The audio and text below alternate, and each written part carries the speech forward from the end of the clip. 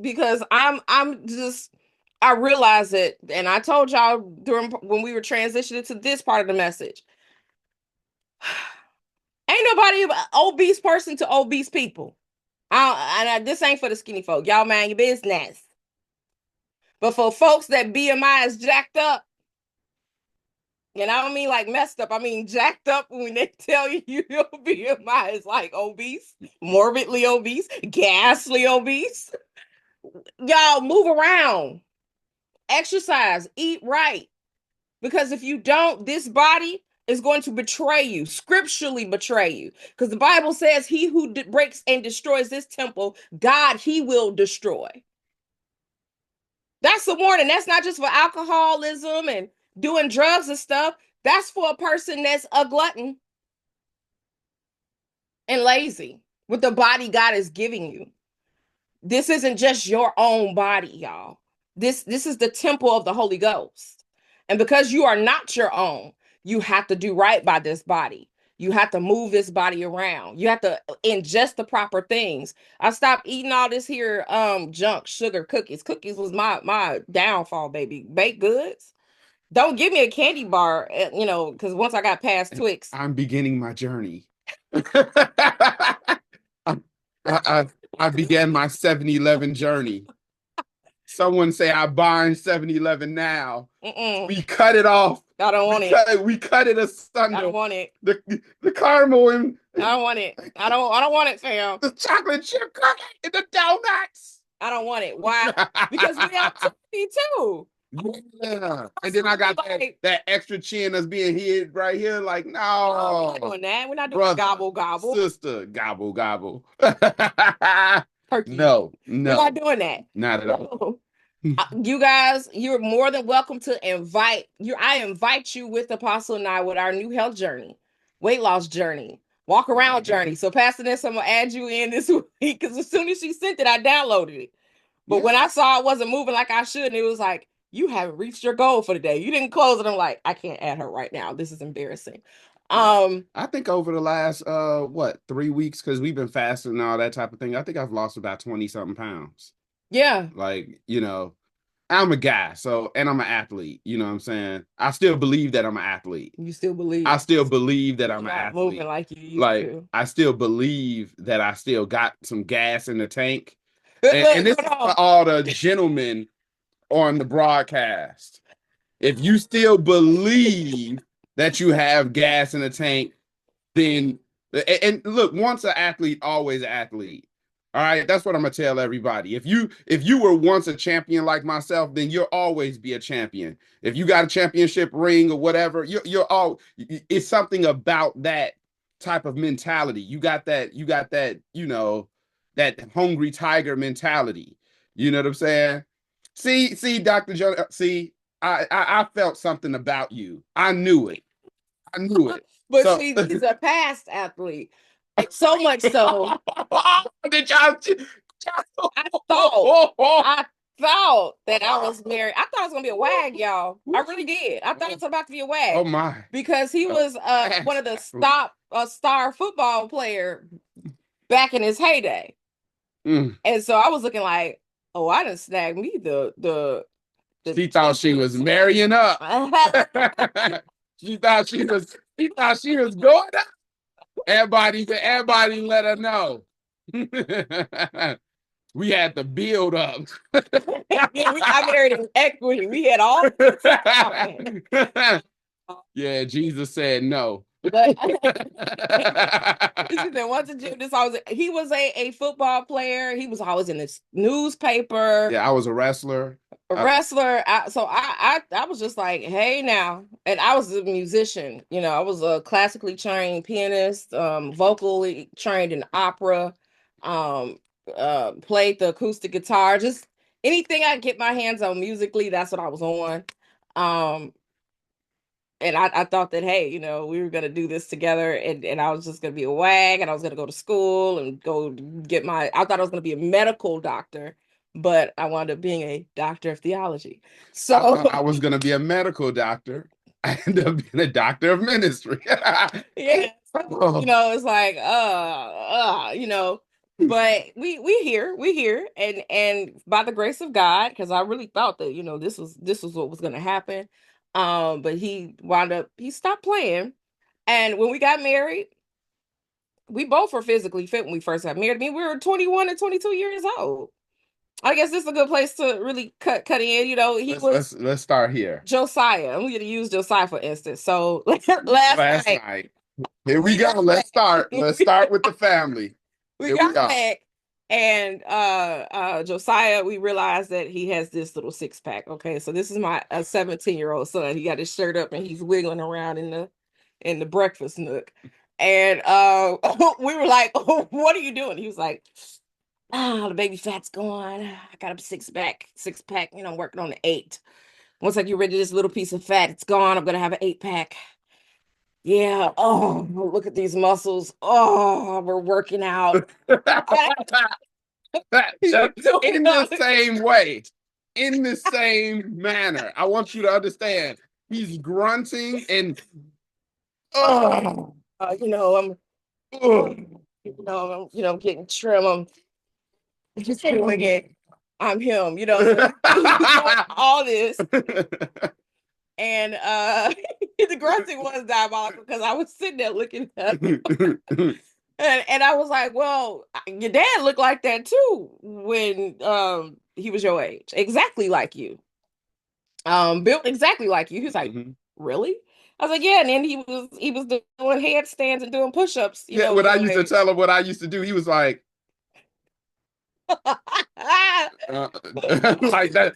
That's a different person. He looked at me like, I was like, yeah, I come from the old school where we did stuff. Old school. You know what I'm saying? Like, I remember doing the Walter Payton stuff. Like, some of you may remember who Walter Payton is, but he would train on a different level. Those of you that remember him, and so I would do those type of training so that I could get ready to do what I needed to do because I wanted to be something. And so Josiah, he's like, oh, really? I said, yeah, we both didn't get bigger until we had you. Because we were messing up. And I don't know why he was messing up with me. Like because you were very, very adamant about what you wanted to eat, when you wanted to eat it. And the funny thing was, I didn't even like he was a pizza eater when we were like when she became pregnant. I was eating pizza. We was eating whole pizzas. And was sitting in the bed. Whole family size pizzas together. She'll get a family size, I'll get a family size. And that's all I wanted. That's all Josiah wanted was a pizza, like a pizza with sausage and extra mozzarella on it. Look. And I was sitting there just in the bed, just devouring this pizza while I'm pregnant, and he was doing that, and we in the bed eating this doggone pizza. I was like, and it's kind of like that 600-pound life stuff, where the person is 600 pounds and he's like, it hurts me to get up, and I have to wiggle around. That was my because remember when I had the morning sickness with him, it was like if I stood up too fast, my head would get dizzy and I would be like sick. So I would sit there, I would just sit, and then I would let the pizza kind of just rest on me, and then I like slowly get up and start moving around. But this was like the first trimester we doing it like this. Towards the end of the pregnancy, I was eating turkey necks and turkey legs and greens and macaroni and cheese. All the Southern folk, you starting to feel it now, right? And I was like, where is all of this coming from? Funny thing, he does not like that food, but he loves pizza. Yeah, I don't do and I don't do. He doesn't do that. All that. I only do it on Thanksgiving, and that's the best time in the world to do it. Other than that, we're not eating greens and all that. Whereas I love it. And definitely no chitlins. For all you little chitlin eaters, y'all can just log off now and I don't do that. And recognize that God is not with you. All right. I want everyone to know if you're eating chitlins, God has left you. Apostle Fred, it is exactly that. And so just so that everyone knows what chitterlings are. Apostle Fred put them inside the comment section. We're not allowed to say that out loud. And so I went into labor after eating like 3 plates of like soul food. Yeah. And I felt like I could not stop eating. I just kept eating it until I was like, man, my stomach is uncomfortable. That was me going into labor and didn't know it. And then I got pregnant with Kai. They keep spamming the thing. Stop spamming that. In the comment section. Stop it now.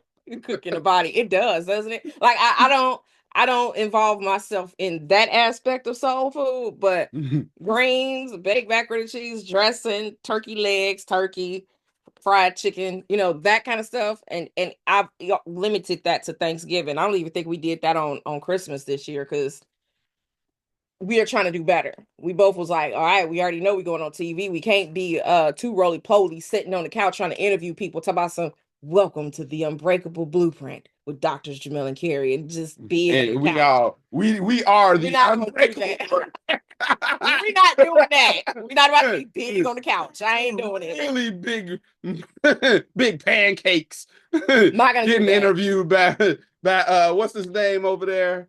Yeah, like no, we're not doing roly polies on the couch. I just so once I realized that we going on TV for real, I immediately started like, okay, even on Christmas, I kind of Thanksgiving, y'all saw I sat down, ate a little bit, and then put my plate inside the refrigerator, and I ate off of that plate for about 3 days because no, ma'am, not this year. We're not just gonna park it away just because it's Thanksgiving. No, we're not practicing bad habits, and he did the same thing. And at the risk of sounding almost codependent, I think it's better when we both involve him and I both as our marriage, we kind of both get involved in eating better because he'll try to eat better than I'm sitting up here like, oh, this Twix and sitting up and then he talking about some, give me one. She just need me. Vice versa. I want everybody to just get this out y'all heads. Because what do you do? She just needs me. You bring I need everyone to understand who the star of the show is. Bring the bag of That's number one. And then I'll be looking like, or he'll try to hide the bag of crap. Talk about some, well, I knew you wasn't gonna eat this. You said you would. And then I wind up sliding back into, eating how I'm not supposed to eat. And so right now, why is it so easy for you to backslide? It's easy to backslide with the appetite because it's in my face. I'm trying to wretched out sin and gluttony, and it's the. But you're supposed to be strong enough to look at temptation in the eye. I am. But I am now because you still had a bag of crap yesterday. I maintain. And funny enough, look, y'all, I did not know that the fast ended, so I was preparing to end my fast in a celebration, right? Like today, like at the end of today, I was like, at the end of today, I am definitely having candy. I'm having 7-Eleven cookies. I got caramel cookies waiting on me on my nightstand. Like they're just sitting there. And I'm gonna have me a bag of chips because I ain't had none in like I don't even know how many man. I need a bag of chips. So I got some. Now they're healthy chips, but I got some. But see, y'all, look at y'all.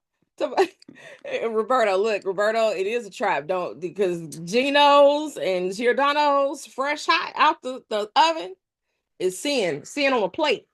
And the problem is it's not just our pizza, it's the hot dogs. Chicago has everything. It's the little ghetto shops where they have shops is what you need sandwiches and stuff like Chicago. This is why and they say we are the biggest people in all the US because we got all the food here. We got the best food here. You can go all around the country, but you will not find food better than Chicago. We have the hoagies on 111th Street. We need to take, like, we didn't get to take our people last year to the hoagies, but if you believe in God, you'll ask me to take you to the hoagies this year, right? Take me to the hoagies. We have all these different chicken shops. So it's like, I mean, our Sharks is great. Our Heralds is great. Like, we don't gyros. Come on, like we're on a whole different level. Yeah, when my sister comes back from California, she says when she moved to California, she was like, it's like eating grass out here. I was like, what? Yeah, Cali, y'all not doing it. She's like, it's grass. Y'all not doing it. I've been to Cali. She was like, everything is so. She was like, so pleasant and so green. She was like, but when I get to Chicago, I don't see my sister for 2 days when she gets here because she's just Garrett, all the spots and throwing Garrett's it in the back popcorn. Seat. Oh my God. Trying to take it home with her. Chocolate out here. And funny enough, ladies and gentlemen, I did not know this, but chocolate tastes different here than it does in Africa, And than it UK. does in the UK, than it does in Hawaii. All the chocolates they just all taste so different. And so baby girl always brings us chocolate, and she'll bring like Milky Ways and Snickers, like a bag of sweets. It's not as heavy as the stuff here in the US. yeah, And they can have the same Snickers, but our Snickers it's made different. Made different, and their stuff is like milk, cocoa.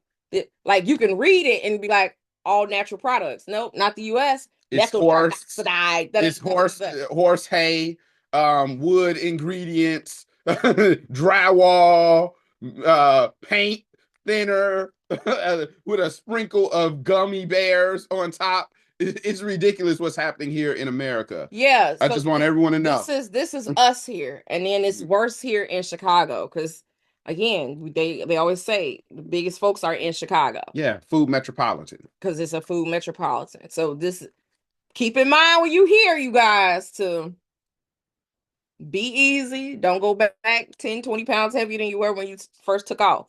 They'll make you buy extra chair. I want you to go ahead and do that so that you have the experience. Like there's certain experiences that you need to have when you come to Chicago, and eating is one of them. Folks healthy, and look at you. No, well, I mean, it'll be only right one with day. Everybody. He'll be right with everybody. It's only one day, and if I don't have to do so many administrative things, I'm gonna be with you. See, you look. See the agendas, the undercurrent. The devil is a liar. I'm true to the game. After you leave here, get to work, do them push-ups and them sit-ups. But when you here during the May 1st through the 5th, and for some of you all, you're flying in early, we're going to have accommodations for you. All right? Those that's flying in early, you got to let us know. But while you're here, oh my gosh, yeah, you need to plan your Thanksgiving, because I believe we may have Thanksgiving again here. We might do it again here inside of our own home. So those of you that's flying in from varying areas, we're gonna update you. Oh my gosh. So let's get into it. Let's get into it. So we can come back to how we started out. So again, I've been with Apostle J more of my life than not. Apostle and I were together since we've been friends since I'm 11. I'm 40 years old now, y'all. So more of my life around him than not. Okay. We've been married almost 20 years this year. Again, we got married when I was 21. He was 22. He just turned 42. I'll turn 41. A week after my 41st birthday, I will be married 20 years. Every time we go somewhere and someone's like, oh, you guys are so cute, married. You must be new. No, we got almost an 18-year-old child, almost a 17-year-old child, and a little 12-year-old. So we've been at this for quite some time, y'all. So everything we're giving you guys is from, number one, our experience. Number two, we know both sides of being happily married and unhappily married. And I want to say this, you all, God doesn't care about your happiness in marriage. Is it okay to say? Sherilyn was like, yeah, because he didn't say for you to be happy. He said for you to be one. And because your flesh wants you to feel happy all the time, you want to be catered to and be gratified all the time, we feel like, oh, we should be happily married. No. Let's throw that idea out. Last week we started talking about vows. Why are we talking about this? Because I told y'all we're going to enter to sexuality probably next week. We're still dealing with crushing the powers of Baal worship. And so we have to go into relationship. Baal worship spans so much. We talked about government. We talked about money. We talked about the foundations of Baal, how it started in the Old Testament and the book of Genesis. Now we're going to talk about human sexuality and relationship, because Baal likes to reign in these areas. How do we know? Jezebel, she was a worshiper and a practitioner of Baal. And so we know that system ruled her marriage and tried to take over Israel too. Tried to knock out the worship of Yahweh and everybody fall down and worship Baal. And so Baal brings about a disposition inside of marriage where everything is inequitable. When God calls for you to be one, and so there's supposed to be equity. Okay. So we're going to talk about all this today, and then next we're going to get into human sexuality, because it tries to weigh into that space of how do we know? the stuff that Miss Ma'am did, Miss Jezebel, and how she instituted the altars and how there was sex on the groves and all of that, it mangled up human sexuality. And so a lot of stuff you find inside of human sexuality that's just a little off and doesn't look like God usually falls from that space of Baal worship, y'all. So we're gonna battle that, but today we still are battling relationship because some of you all do not understand the art of marriage and do not understand the art and the purpose that God has sanctioned under marriage for each person and for each union. I want to say this to precursor: every union is going to be different, very unique. God has made us all different and unique. However, there are some key things that some key takeaways, okay, that are supposed to be equal for all marriages and all people across the board. And one of them, number one, okay, we talked about it last week, for sickness and in health. A lot of folks get married for only health. Their spouse gets terminally ill, can't have sex anymore. They get mad, try to get another person in the marriage. I've seen this. It was so wrong to me. Then he moved the extra woman in while the wife was dying. I'm like, we see this often. You're supposed to be committed. That don't mean you get to have somebody else because your wife is on her deathbed. You wait, and we know it's inevitable, so you wait and you serve until she passes away. You don't, well, she can't do this and can't do that no more, so I'm gonna move somebody. No, for sickness and in health, you've signed up for commitment. That's it. Just like I told you guys, I didn't know I was getting married for poorer. And I didn't know I was getting married for the bad times. Because when the bad times came, I was ill prepared and I was like, I ain't get married for this. And I said it. Yeah. And was constantly trying to get out of the marriage while being married. Because I ain't get married for that. She did not get married for richer or poorer. Sickness and in health. So I'm sick. I'm all the way upstairs. She downstairs for good times. Back. She only was married for the good times. No, when I want everything. Like, I don't get sick. He doesn't get sick, but when he would breathe in my face, and that kind of stuff makes me mad. Like and I hate to say it, I have like a demon called germophobia, and so he'd be like, like I will fight you, breathe in my face. I don't want you guys. So it wasn't necessarily, that's just so we both can't go downhill like that. Because if we both go downhill, both can't go downhill. We parents.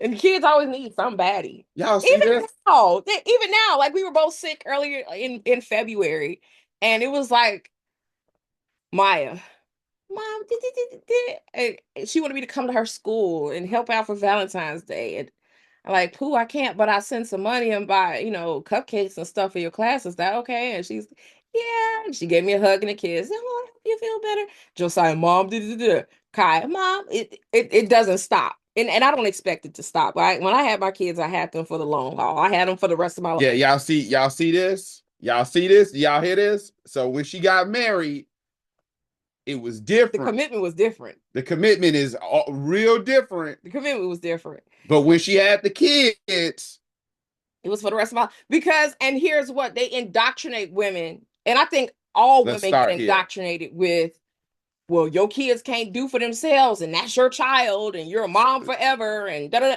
You get indoctrinated with all of this stuff, and you get indoctrinated with what's a good mother versus what's a bad mother, but you don't fully get indoctrinated with what's a good wife versus what's a bad wife, or what's a good husband versus what's a bad husband. I want to say this: not every man that gets married is a husband, and not every woman that gets married is a wife. That is big. That is big. So I don't like to get breathed on sick or healthy. I don't mind him breathe on me if he's not sick. I'm not even interested in breathing on you. But it's like, man, the very fact that we're alive, close to my face, to just be like, there's breath coming out of people's lungs, and he does it on purpose. I was laying up yesterday. Look, if you are not annoying to your husband, or if your husband is not annoying to you, then you probably, I mean, you haven't been around each other long enough to be annoying yet. And then annoying such that you can both look at each other and smile, knowing that you're being annoying. Now, what's really messed up is when you're being annoying and the person looks at you like this, like they already mad at you for no reason. Like, I mean, we're just being annoying. It's not all that. I was laid in the bed yesterday after all these errands we ran, and he decides to just lick my face. Like I was just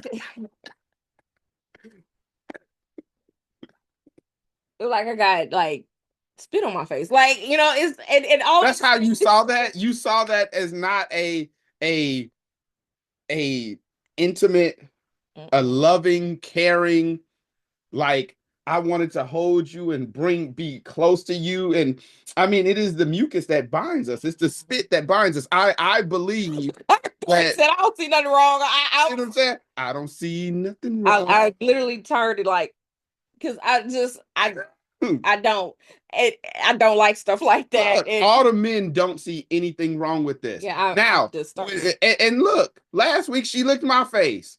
Was I mad about it? Was I tripping about it? Look at her. Look at her now.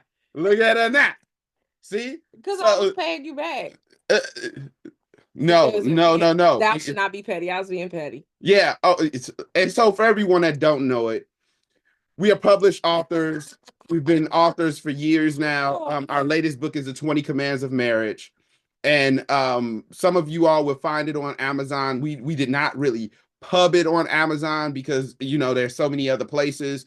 But and our books have been selling. We've been, what is it, on CNN and all these different places where they were like, man, your book is one of the best books in the entire world. Final authority on relationships, all of that stuff. So just so that everyone that knows, like, you kind of know our credentials and why we're able to speak on it. We traveled half of the United States speaking about marriage and relationships. And so one of our better ministries is what you're experiencing today, us talking about marriage, relationships, and giving you all the keys to having a great and fruitful and amazing life. Because what I do know is this: the one thing that keeps people up at night is when their marriage or their relationship sucks, when it stinks. You'll stay up all night trying to figure it out, right? I know this to be certain. There's nothing worse than depression after a breakup. There's nothing worse than depression after being broken up while married, right? There's like so relationships are the biggest thing, in my opinion, to God and the world. When you have strong relationships, you have strong families. You have strong communities. You have strong schools. Your whole school district becomes stronger. Everything around you, your city becomes better when the relationships are better. So we're talking about relationships on today, just so that everyone kind of has because we kind of just jumped in there. And so, but again, it is, every relationship is different. And of course, when I licked her face, it was so that I could show her that I love her. It was annoying, but either way. So inside of that space, we had the worst of times. We had, now we're in the better of times. We living our best life in this little city. It's not even a little city. It's decent sized city. Decent sized city in the suburbs of Chicago called Plainfield. We love it here. Our kids, I don't know if they love it here yet, but we're growing. We live our life. We have multiple businesses outside of ministry. We have the ministry, and we've been impoverished as a married couple. I said we got married in equity. I thought one thing was happening, a whole nother thing happened, and I was like, man, like it's super hard. Like we're eating ramen noodles and food Hot from pockets. Catholic charities and yep, free food from Catholic charities. Going grocery shopping in our parents' refrigerators and stealing and thieving. They thought they were gonna have a certain thing for dinner. We had it for dinner. And just all the things like that were happening. You guys, I told you all we had did the homeless thing together. We, all of the things. So we're talking from a space of not, and then to a space of God has blessed and broken us through financially, blessed and broke us through in every single area, business, every single area. And so I told you guys last week, financial issues are the number one issue to break marriages down. We had a lot of financial issues in the beginning. Mm-hmm. In the beginning, it was rough. Like literally splitting a can of soup, rough. And the funny thing was we couldn't even get Link or Section 8, or it was y'all gonna work for what you got, and that's that. So we were put in a disadvantageous space. But we had no shortcuts.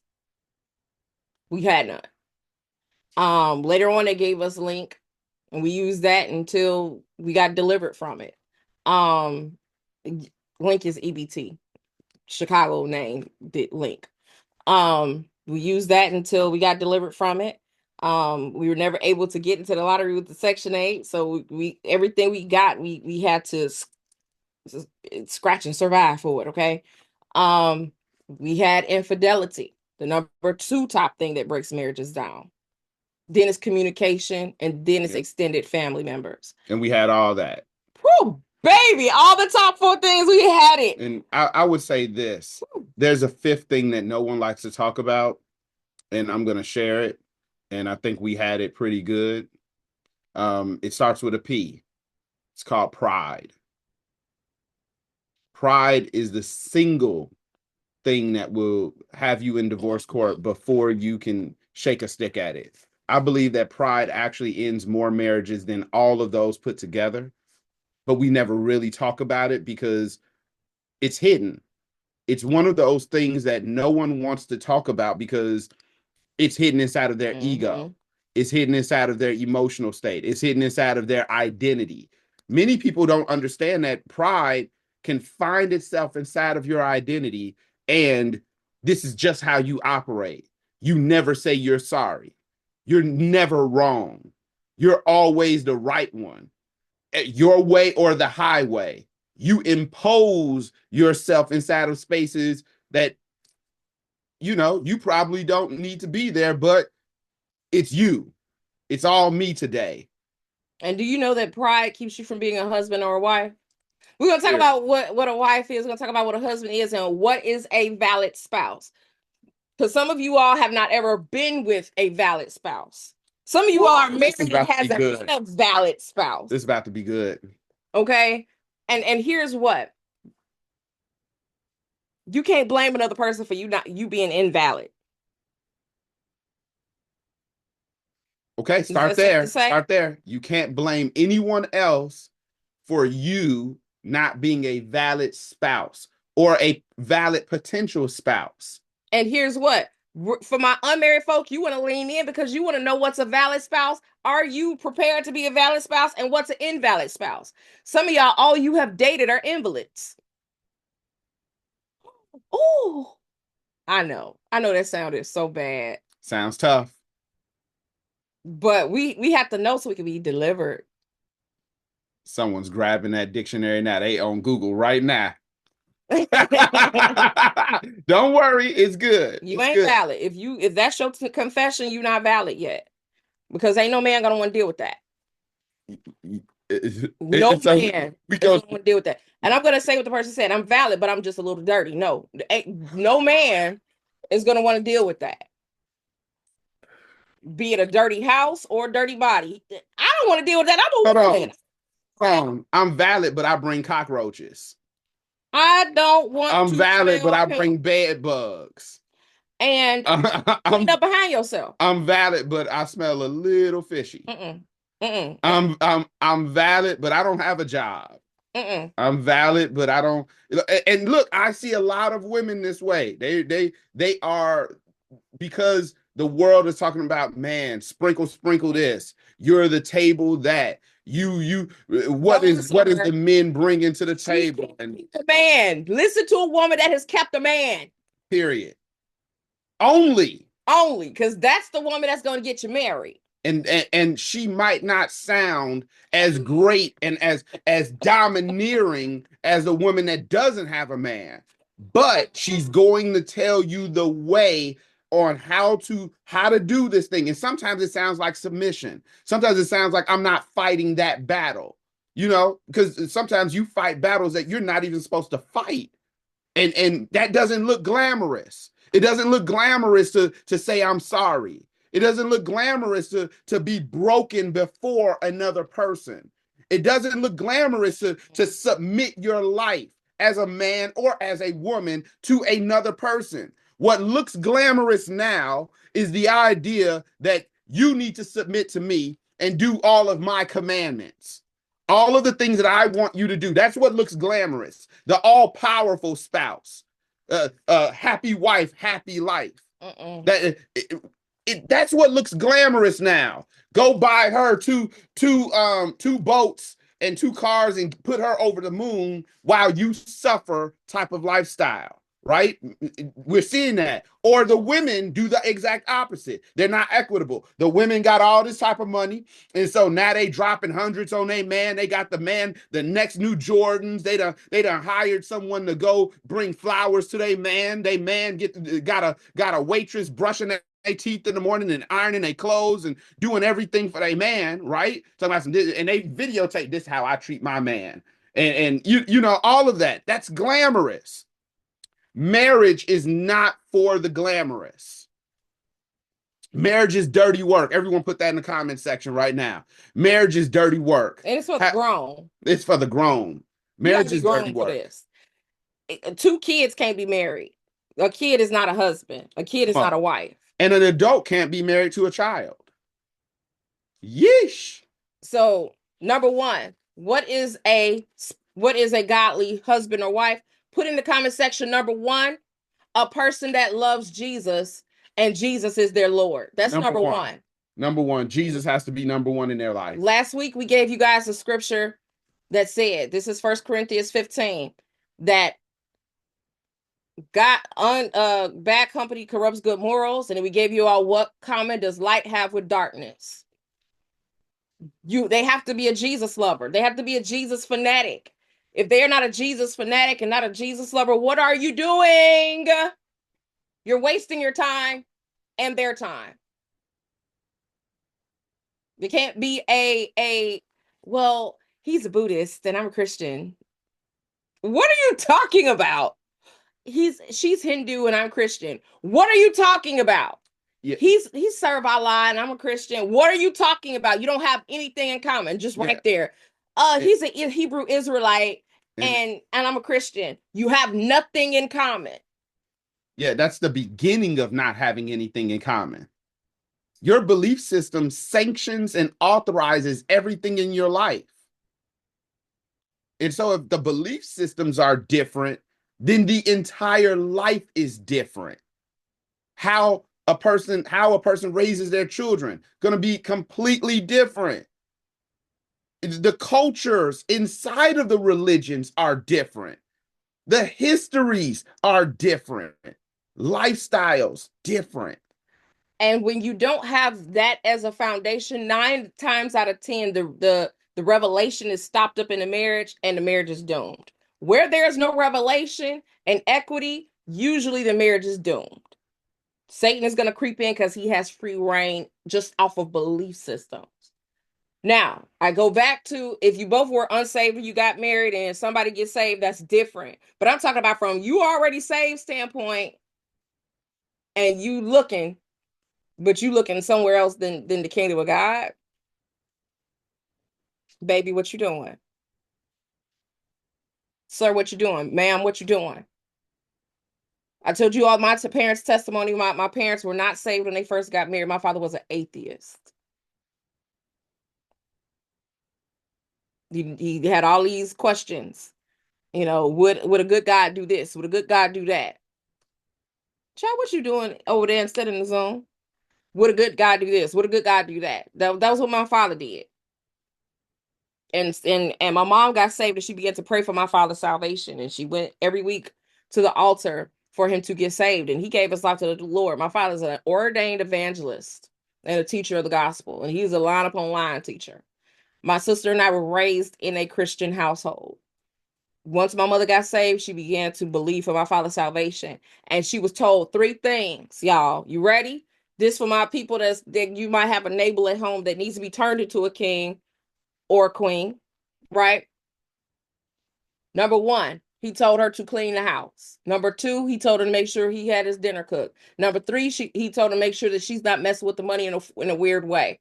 Because that's money and men tied, we're really different. Men are not that difficult to figure out. If they have food, a clean house, money that's untouched the way they want it untouched, and sex, men are generally okay.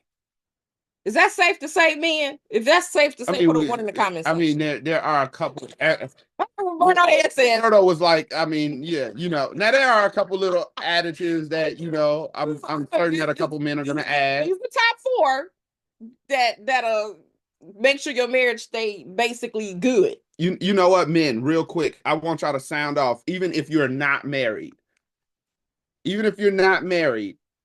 things that make you feel loved. That's good. Put that in the comment section. Sound that off. Things that make you feel loved. Because here's the deal. Inside of most relationships, especially in American culture, what we found is that men are not loved, they're used. All right? So the moment that your pocketbook doesn't show security, now you're a brokey and you do not deserve respect. That's what we're seeing inside of. Now, all of those 4 things equal respect for a man.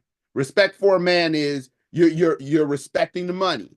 We work our whole lives to bring in these $1 or $2. You respect the $1 or $2 that we bring in. It could be 1 or 2 million. It could be 10, 20 million. You could be where it doesn't matter if you're where I'm at or not, whatever, right? It doesn't matter. What you do is you respect that. You respect our sex life or our intimacy, right? Oh, I'm gonna show the women something, and the women gonna show the men something. See, what I learned is this: master classes start with all of the students. They don't start with the teachers. When the students are ready, the masters appear. The masters never appear before the students are ready. Come on, somebody catch that. So when the students are ready, they ready to eat breadcrumbs. They thirsty. They tired of feeling bogus. They tired of losing. They tired of losing people, good people. They tired of bad relationships. They're tired of being sick and tired. They're tired of being depressed. When the student is ready, they're ready. So they gonna eat. Y'all ready to eat? Because these are 4 things. Now these are basic 4. Basic 4. Basic 4. Money got to be right. God got to be right. House got to be clean. Food got to be cooked. Sex.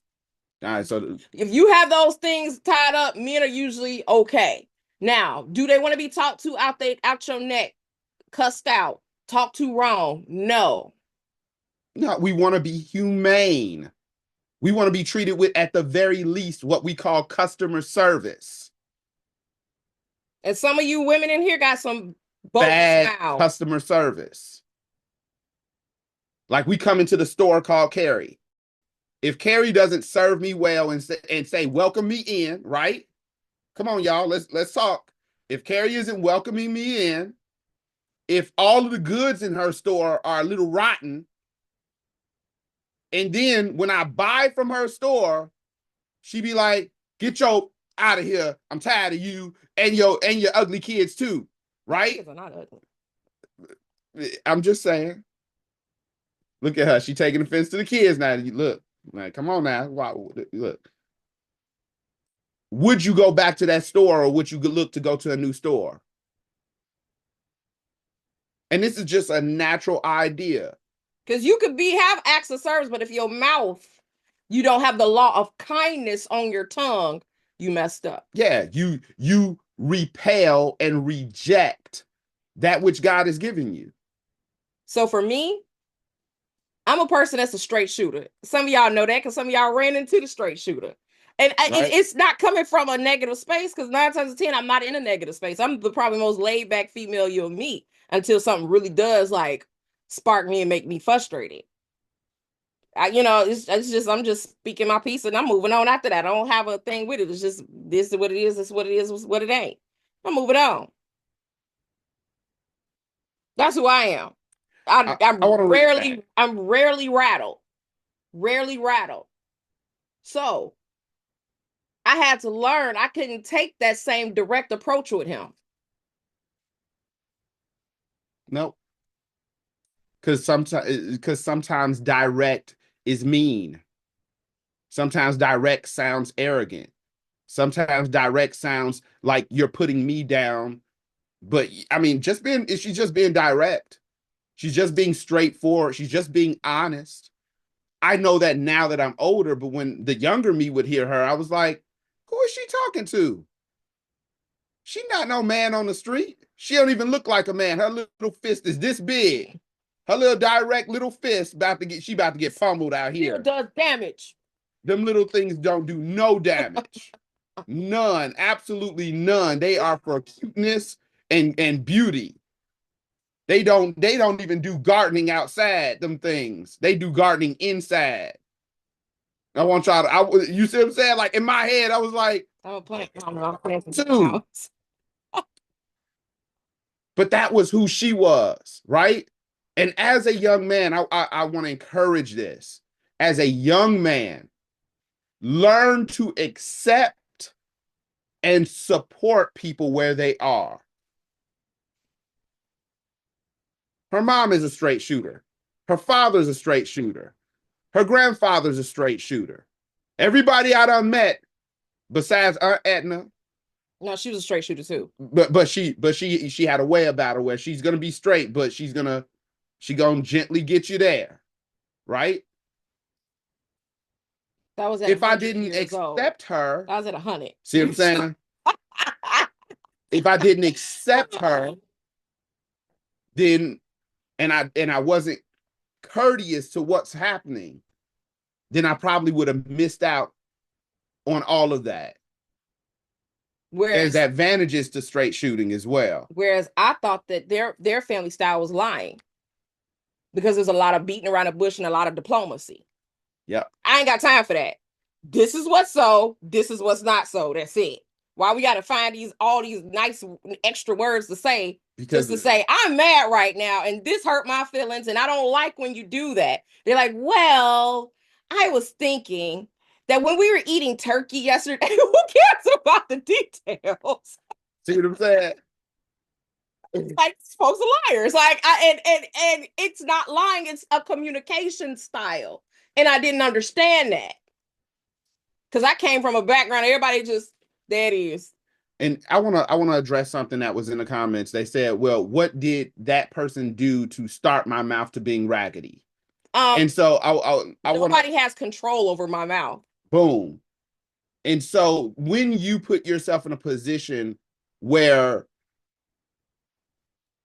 your mouth is being controlled by someone else's mouth, what they say, what they do, what their behaviors are, you've now taken the person away.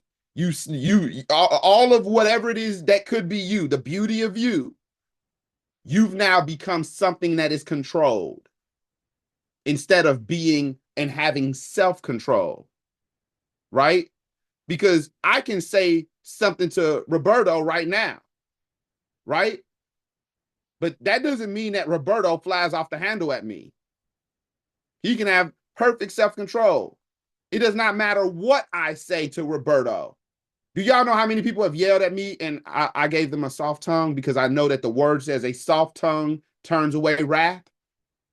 How many of y'all done see? I've been in the streets surrounded by people with guns. I've been in the streets surrounded and said some things and said, you know what? It's good. My ego is not bigger than being in control of my life. When your ego is bigger than your life, that's when your life is taken and someone else gets to use it or something else. Do you guys not know that demons use people to infiltrate and start to control you? Like if I can say something to get you mad, then I've controlled you.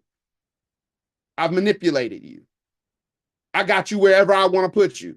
I know what to do to get you where I need to put you at any and every time because you're not in control of yourself.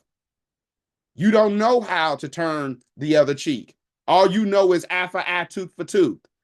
It's what we call being petty. Inside of our book, we have this whole chapter that says, thou shalt not be petty. But the underlining idea is that you should have your own mind and not be controlled by someone else's issues. Yeah. I'm not moved by what he is doing. Now, do I get angry with Apostle J? Mm-hmm. Absolutely. I would be lying if I say, no, Never. We've been married almost 20 years. Yeah. 20 years I've been wanting to just suffocate him. Oh, I can't just get two to the eye. No. Okay. I'm a creep. She like, no, just until you stop struggling. So, it's I everybody gets upset. It's how you maintain yourself when you're upset. I don't have to respond all out of my flesh and be cussing him out and just to get a point across. I don't got to do that. Just say exactly what I need to say without being demeaning, without being condescending. I'm a wife. I don't have to be condescending. I don't have to be demeaning, and I don't have to be unladylike and start cursing. It's not ladylike to curse. Put that in the comment section. It is such an ugly thing when a woman is cursing. It's not manhood to curse either. You look nasty. You can have a full beat face, cute nails, nice hair done, cute outfit, but if your mouth have raggedy words coming out of you, look unintelligent. Yeah. You've lost all your vocabulary. You've lost all self-control. Your parents did not raise you. Is that what we're saying? So when my children came from out of me, I told them, you came from me. You represent my name. You represent everything that I've ever built. Would I want my child outside cussing someone out? Is that what I'm raising? Regardless of how angry they are, is that what I'm raising? It's kind of like, would I want my child out here shooting guns at people? Is that what I'm raising? Come on, ladies and gentlemen. It's ugly. It's not proper. So we have to put that away. Because number one, the word warns. If you're going to be a child of God, James chapter 3, you're going to put that away from you, because sweet and bitter cannot come from the same mouth. You can't talk. I'm a child of God and then curse. You're bitter, and you're coming from the bitter parts of your heart when you say those kind of things. Just like when you have to demean someone to get a point across. It's not what goes in a man that defiles him. It's what's in his heart, and it comes out of his mouth or her mouth. So if you have to curse to get something across, that means your heart is bitter and you're wicked. So no, I don't let anyone control my reaction. I have the spirit, I have the fruit of the, matter of fact, let's take a look at this scripture. I had it pulled up anyway. Let's take a look at it. I have the fruit of the spirit, you guys. And you all say it aloud. I have the fruit of the spirit. I have the fruit of the spirit. Y'all gonna get this today, this here word, and then we're gonna go into what is a wife. We might have to go into next week, talk about what is a husband. We're going to talk about it. If you feel the need, you got demons. And I'm not casting them out until you handle the first things. All right, let's see.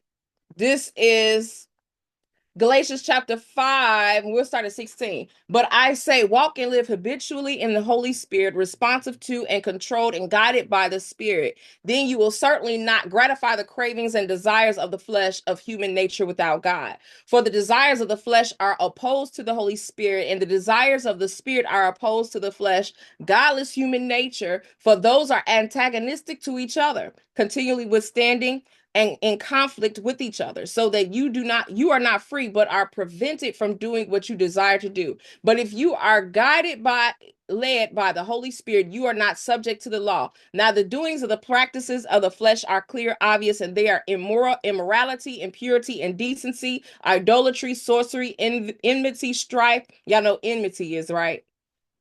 Strife, anger, ill-tempered, selfish, divisions, dissensions, a party spirit, factions, sex with peculiar opinions and hearsays, envy, drunkenness, carousing, and the like. So anything like this, I warn you before, just as I did previously, that those that do such things shall not inherit the kingdom of God. But the fruit of the Spirit, of the Holy Spirit, the work which his presence within accomplishes, is love, joy, gladness, peace, patience, and even temper, forbearance, kindness, goodness, benevolence, faithfulness, gentleness, meekness, humility. self-control, restraint, and continence. Against such there is no law that can bring a charge. And those who belong to Christ, the Messiah, have crucified the flesh, the godless human nature with its passions and appetites and desires. If we live by Holy Spirit, let us also walk by the Spirit. If by the Holy Spirit we have our life in God, let us go for walking in line, our conduct controlled by the Spirit. Come on, y'all. That means you have to have a conduct controlled by Holy Ghost. You cannot be ill-contained in your person, snapping out, going off. Men don't want to be talked to with disrespect. And some of you have seen your moms be disrespectful and run through men. And part of the reason is her heart posture was bitter and her mouth was not controlled. So she never became a wife because she was never a wife. And whenever a woman cannot sustain and retain a man, that means she is not a wife. One of my favorite singers, some stuff came out about her this week that was immoral, honey. Like, I was shocked and appalled. And I'm not gonna say her name, but I was up at 2 a.m. praying for her, like, Lord, save her. Oh my God. Dang, it's like that. Her ex-husband did a video and he just started to run the script, how she talked to him, first of all, how she pulled a gun on him, second of all. Like, I've got some pieces up in here, but I'm not up in here like, you're not doing what I want. Like, no, man. And I'm rarely a raging, blubbering idiot. Like, we're not doing that. Number one, I'm too old to be getting my blood pressure up and acting crazy. No. And I've kept this same man since I'm a teenager. And even when the marriage was failing, I still kept the man. So no, I wasn't divorced and remarried and divorced and remarried and divorced. Nope. Kept the same man. I know how to keep a man. So if you've not seen it, this is why. It's one of the things. She's not operating within the confines of the Holy Ghost. First thing first, women have to learn to control their mouth and their anger. Learn to control your emotions. If you don't have control of your emotions, what has control over them, women?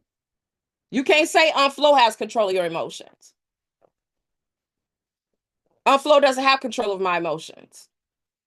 That might feel like I don't feel like myself.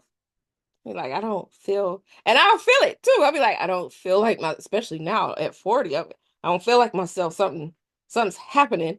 But that doesn't mean I'm about to make my whole house pay because I don't feel like myself. Nope. That means I get to devote myself to prayer. I get to devote myself to quiet time. I get to devote myself to getting off of social media. I need to devote my mind to meditation on the word of God so that I can be stable in my emotions. My kids don't deserve me. You ain't clean up. No.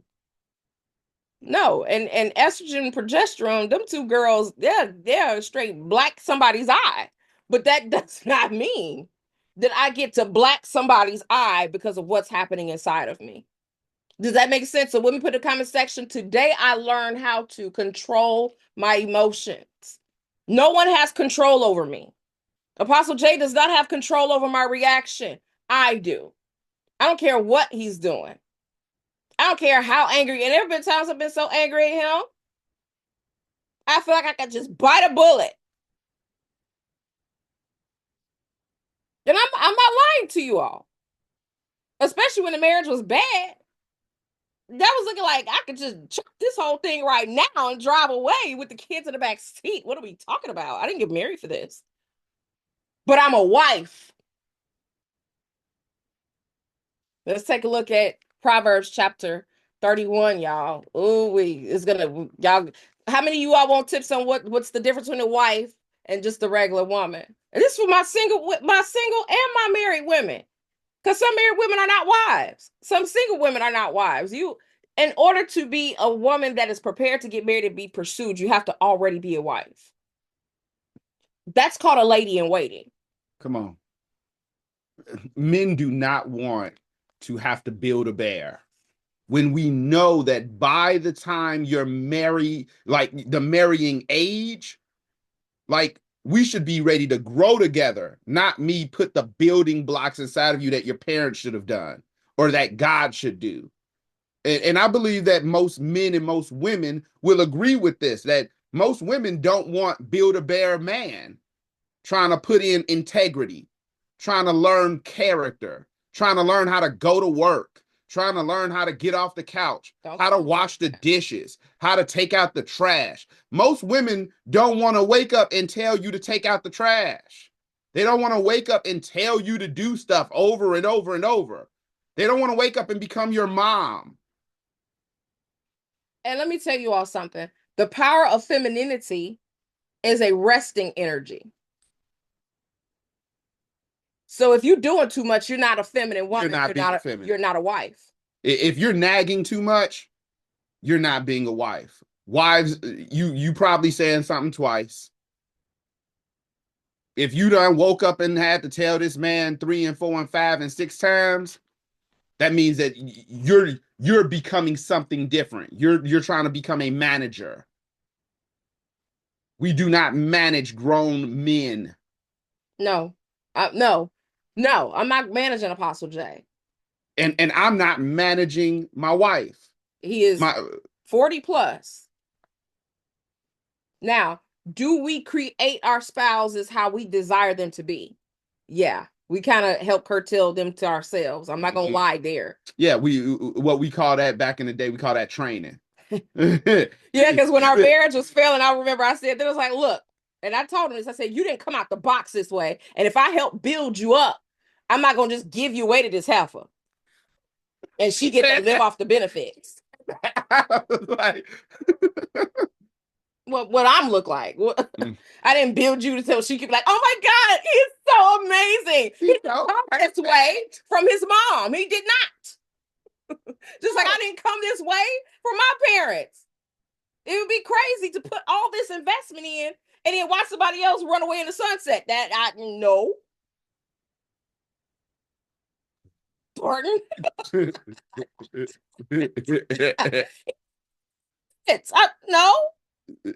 No, I'm not. So y'all ready for Proverbs 31? Proverbs 31, the words of King Lemuel, the oracle, which his mother taught him. So this is mom's impartation to her son. So this is how moms are supposed to be with their sons. And their daughters. I don't want my son with some random heifer. She has to be self-controlled.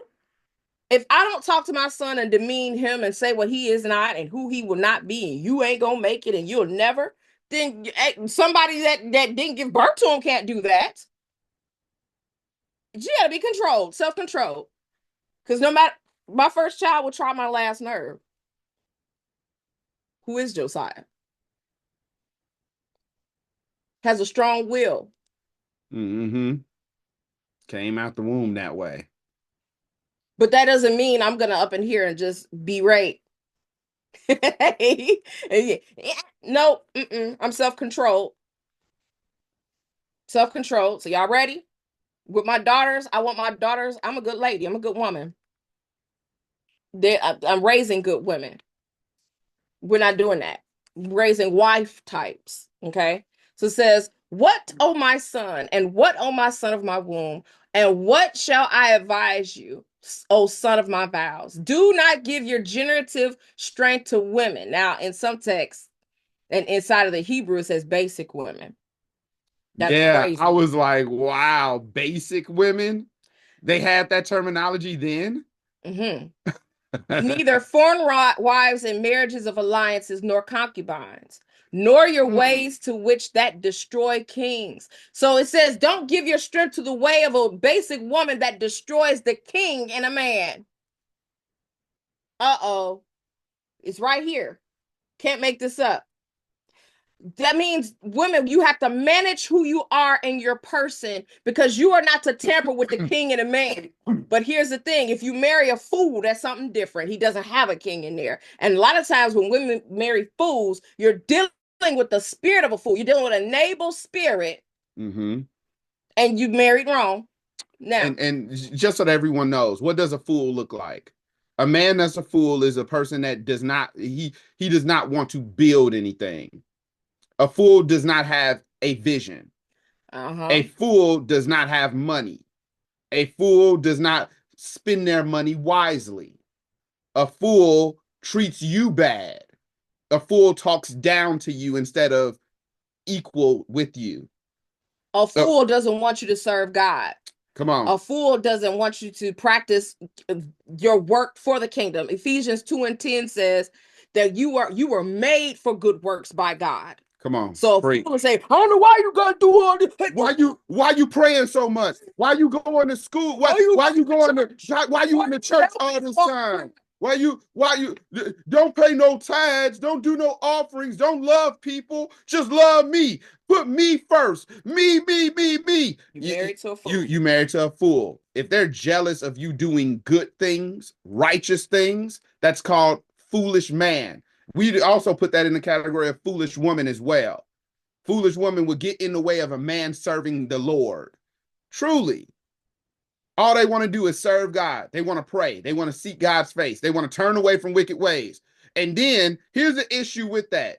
When the person finally gets tired of fighting you and they say, well, I'm going to give in, then you mad when they turn into a crack addict. You mad when they start having sex outside on you. You're mad when they start bringing diseases home. See, in order for you to know a fool, it's important for you to know a fool. You know them by their colors, by their fruit, by what they're bringing out. Are they yelling at you about doing righteous things, about following the word of God? Are they angry with God? The Bible, do they not even believe in God? That's a fool. You can't find yourself married or inside of a vital connection with a person that does not believe in God or does not put God first. As men, I'm going to say this because there's a whole lot of stuff going on with these women. Women like to get men that don't want to put God first. That's you getting a fool. I'm going to just tell you right off the top, because he'll never love you if he don't love God. He'll always itemize you. You'll always be an item, a depiction of slavery. You'll always be someone that's supposed to do something for him. He'll never serve you. He'll never submit one to another. He won't follow the word if he doesn't love God. He might say, I believe in God, but that don't mean he loves God. Even Satan believes in God. Do not marry Satan. Do not marry the fool. It says, it is not for kings, O Lemuel.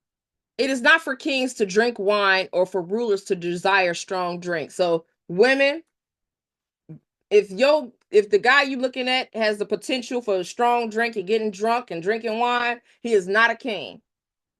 Alcoholics will never be a king. No, drug addicts too will random. Never be a king. Too random. They're not consistent. Men that aren't consistent never will be kings, and they are fools. And they will run your life into the abyss with their addictions.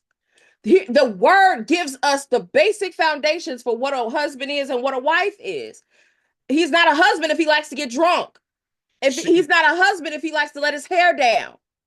Especially letting his hair down with other women, with a whole bunch of women. Otherwise, they drink and forget the law and its decrees and pervert the rights and justice of the afflicted. Meaning, they'll forget what's set inside of your marriage because they're drunk. They'll forget their vows because they're drunk and high. They'll pervert your way and twist and contort what's supposed to be true inside of your lives because of addiction. It says, give strong drink as medicine to him who is ready to pass away. So really they saying for the person that wants to get drunk, that's really to make their transition easier. And for wine to him whose life is bitter, meaning if your life is so messed up that all you can do is just drink to forget your life, they're saying, yeah, give it to them, but don't give it to the king or the queen. Woo! Open your mouth for the mute, for the rights of all who are unfortunate and defenseless. This is what a husband does. He speaks for those that does not have a defense. He speaks for those that are unfortunate. So when you're trying to find the man that God has for you, he has the power of justice on the inside of him. He's brave. He's willing to face the odds. He's willing to do the things that don't look popular. He's willing to take care of homeless. How about boys that don't have fathers? He's willing to say something to them, mentor them. See, some of you need to know what to look for. You can't look for the most selfish man in the world. You can't look for the man that's always in consideration of himself, what makes him better. You need to look for the man that's out in public doing social service, doing things that help build the community. And on his own dime. Come on. Not because he got some grant from the government to do so. Or he's looking for you to put him up and for you to work while he does the work of the Lord. Woo, you need to deal with that. That's not a king. That's not a husband. Let's keep going. Open your mouth, judge righteously, and administer justice for the afflicted and the needy. So also a husband is going to deal for those that are afflicted and needy. These are husband types, y'all. Come on. Look, there's no husband that's going to let your grandma go down and he's not trying to help. Let your mom go down. Let your father go down. He's not trying to help. That's not a husband. Husbands go into the other family if they're afflicted. Husbands go into spaces to support, to help, to build up people that are sick.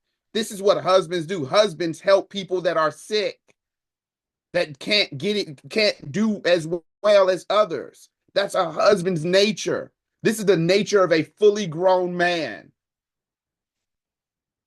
So here we go, y'all. Y'all ready? If you ready, put ready in the comment section because we about to zoom up with it. So we're gonna learn what a wife is, y'all. Come on. This a foundation. All right. An excellent woman or the virtuous woman, one who is spiritual, capable, intelligent, and virtuous. Who can find her? Her value is more precious than jewels, and her worth is far above rubies or pearls. So the definition of a wife is one who is spiritual, one who loves God, capable. So this isn't an invalid. This isn't a woman that wants to be put up, wants to be rescued from her life. No, she's capable of making a life without her physical husband because she realizes that her husband, man, Yeshua HaMashiach, has paved the way for her so she can work and do some stuff on her own. She is capable on her own. Come on. I'm praying that all the men and all the women just put some hand claps inside the comment section right there for being capable. And I talked to my daughters about this literally just last week. I said, no matter what happens to your dad, if something untimely happens, we will still be okay. Why did I say that to my daughters? Because I don't want them to think they have to be rescued by a knight in shining armor to break in and to save their lives. No, you go to college. My oldest daughter said, I want to do law, practice law, because you want to find something for yourself that if you never get married or you get married and your husband passes or he walks out because he just got free of himself. He put his lace front on and decided to back, I'm out. You have to be able to take care of yourself or you and your children. You're capable. You don't have to live on the government. You're capable. Does that make sense? And look, I believe this. Every husband will ensure that their wife is capable. This is a defining moment right here. When you are a husband, you will ensure that the queen of the kingdom, the person that may be second in command, can move forward with the kingdom. You will ensure that. Yeah. So all this incapability and invalid stuff, you're not a wife yet. But if you listen to the message and you apply, you can become a wife and then you are in a position to be pursued and found. Come on. Now, you have to be intelligent. That's good. That's good right there. Smart. Use my mom used to say this, use your brain for more than a hat rack. Use your brain to produce your life. Use your vision. Use your dreams and implement them. It's not enough just to be a dreamer. Come on. It's enough to be an implementator, an executor. Be an executioner of intellect and wisdom. Next, the heart of her husband trust in her with secure confidence, and he will have no lack of gain. You have to be trustworthy. Look, this is probably one of the biggest ones that men look at. You cannot be non-trustworthy. Here are ways women are untrustworthy. You ready? Ooh, here we go. Y'all better write it down. You say one thing, you do another. Yeah, I'm gonna pay the bill today, but you go and it was a sale and you bought something else. You untrustworthy. Yep. Trust gone. Gone. Your husband says, yeah, I'm saving up to pay off this credit card, so don't touch this account. You all in that account. He look up, money gone. You're untrustworthy.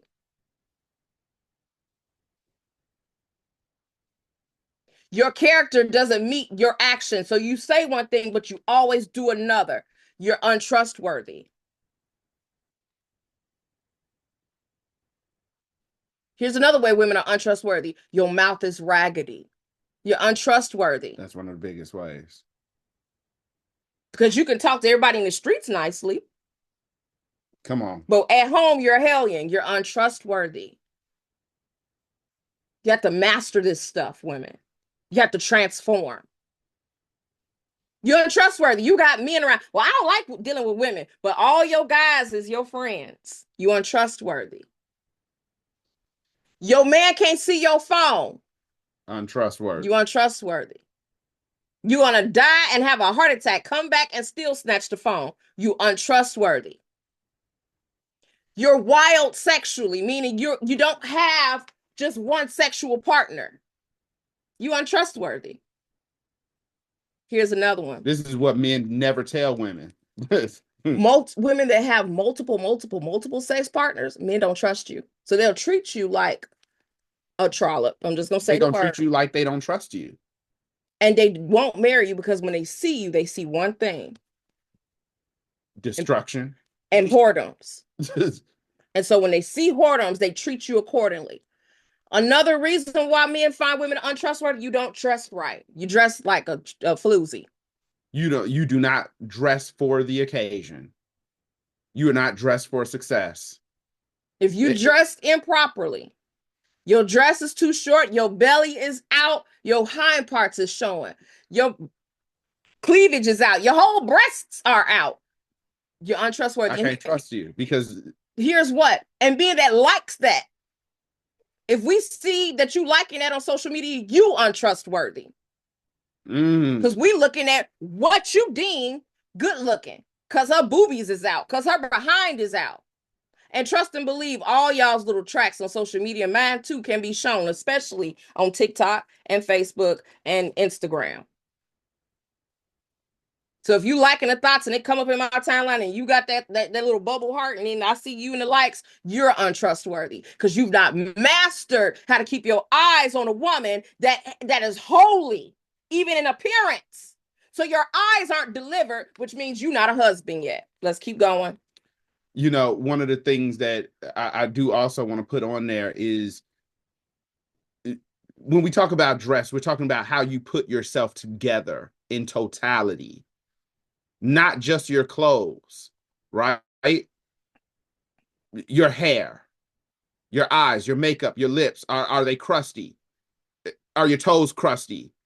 How you're completely put together makes a difference. Trustworthiness makes a difference. You never get a second chance to show your first impression. First impressions matter when building trust. When you knock something out the park the first day, it changes everything versus you started out with an F grade. Now you got to try to build yourself up Come on, ladies. Men too. Men too. If you start out with a low grade in trust, now you have to build the respect quotient. Men, I'm just saying, it's there. Let's keep going. She comforts, encourages. Y'all see that? The word encourage? Encourages and does him only good and not evil all the days of her life. Meaning you do well by him. You're an encourager. You practice the art of being kind with your lips, but if he is down, you are a builder. You know how to build him up emotionally. Look, every woman inside of my comments needs to say, I practice encouragement. I am an encourager. Every single woman here, that is one of your primary jobs. I practice lifting his spirit. You practice comfort, being a comforting spirit, being a comforting energy. That is so feminine. There's a reason why cheerleaders are ladies. And the gay ones do want you to. I put it straight how it's supposed to be. There's a reason why cheerleaders are ladies. And when you see a man doing the cheering, it's a spirit. It makes you feel different, don't it? Demonic spirit. Now, some of y'all be like, it's okay, he had to lift him up. No, he's not cheering on men. Shh. And if you let your son do that. Talking about he gonna get scholarships. No.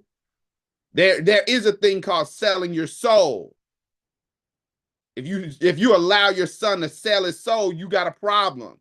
If you got your son walking around here talking about I can wear your purse too, mommy. You got your son walking around here with his heels on, you got a problem. You're selling your son's soul. You got your son out here with the extremely long, elegant hair. And y'all, and women know what I'm talking about when I talk about elegant and cute feathered hair for sons. He should not look prettier than you. Yes. I literally saw something on social media that I was like, yeah, the men do that, and they do offer men money to go to college to do that too. However, you can get your money differently. You don't have to sell your manly soul to get some college money. For real, I don't believe that there's a man here. No, it's just doing something different. You can do that. I don't believe that there's a man here that wants to see that wants to see a man in Spanx. So we have to learn how to deal with being an encourager, women. You may not have seen it. Your mom might have had a raggedy mouth, your granny too. But guess what? You have to learn how to be an encourager.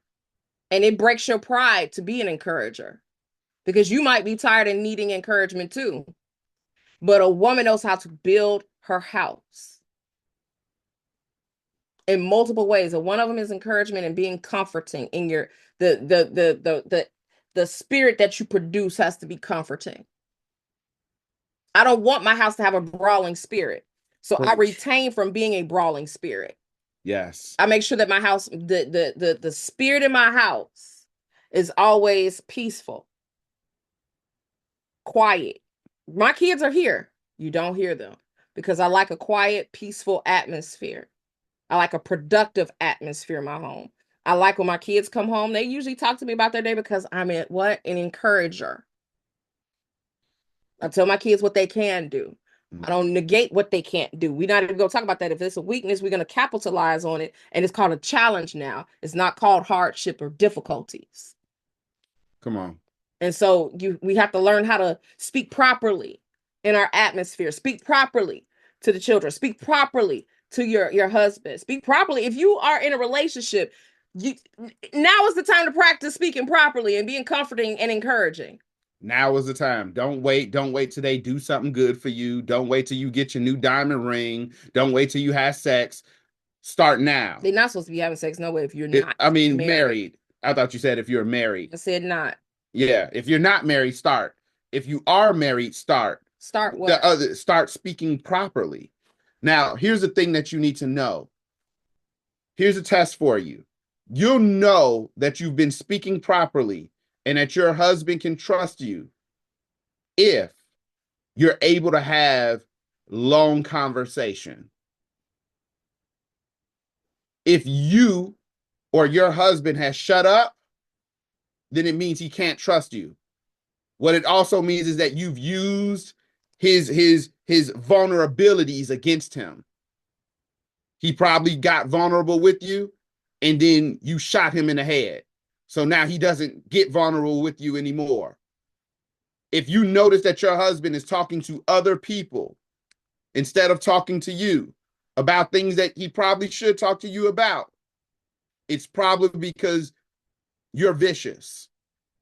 And I recognize that no other pastor is going to tell you this because you operate in Jezebel and they don't want to feel the backlash. Unfortunately, here, we don't care. We're going to tell the truth.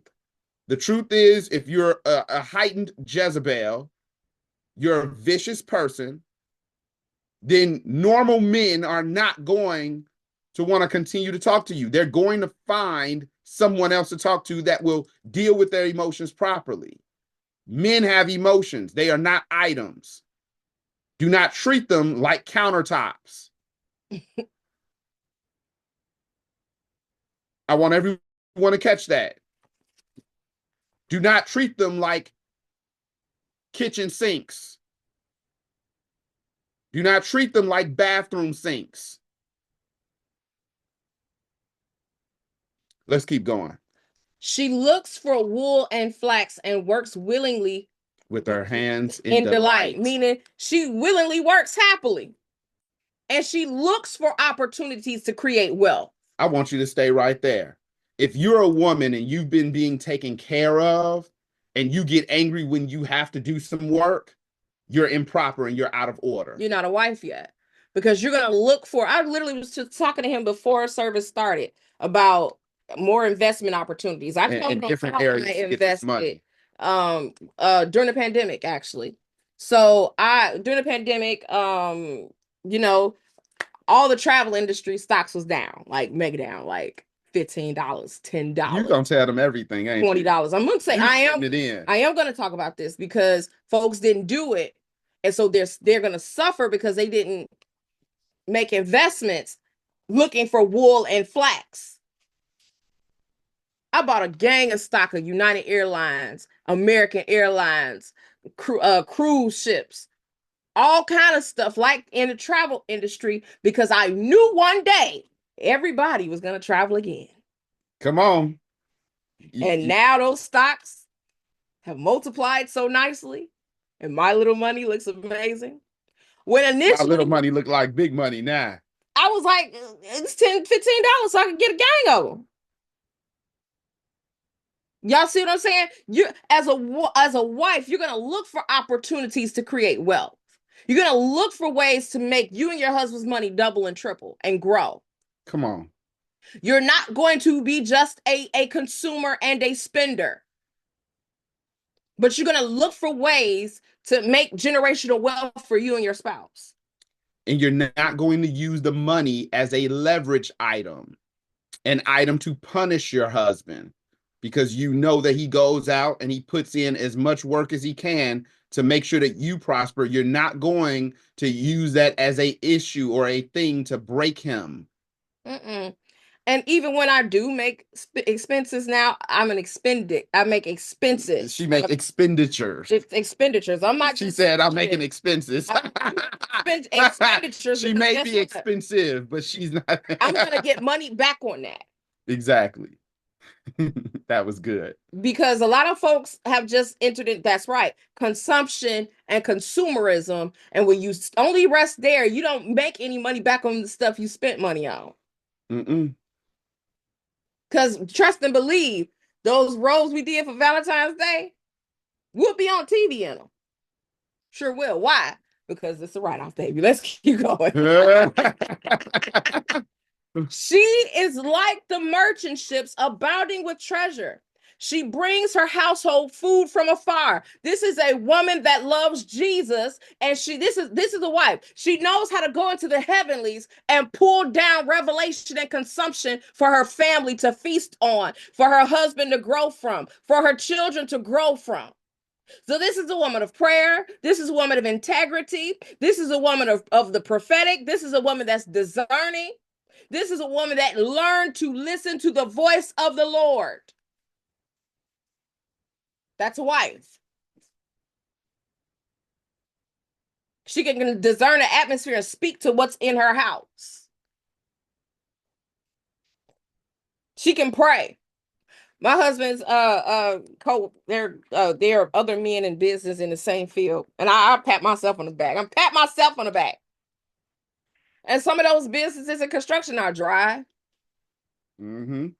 And one guy was complaining. He's on speakerphone walking through the house, getting ready to go to one of our construction sites. And he's all, man, you always working, man. I'm out here dry. I got 0 contracts. I don't got nothing. So I need to work for you for a while, man. Da, da, da, da, da. How you keep this up? I turned directly to Apostle J. I said, he don't got a me. he don't got a praying woman. He don't got a praying wife. He don't got a tithing wife. He don't have a wife that when I tithe, I specifically put J&C Construction on there, and I asked the person to pray for J&C Construction. He don't have a me. I'm not gonna sit up here and say that it's just because we don't really put J&C Construction on social media like that.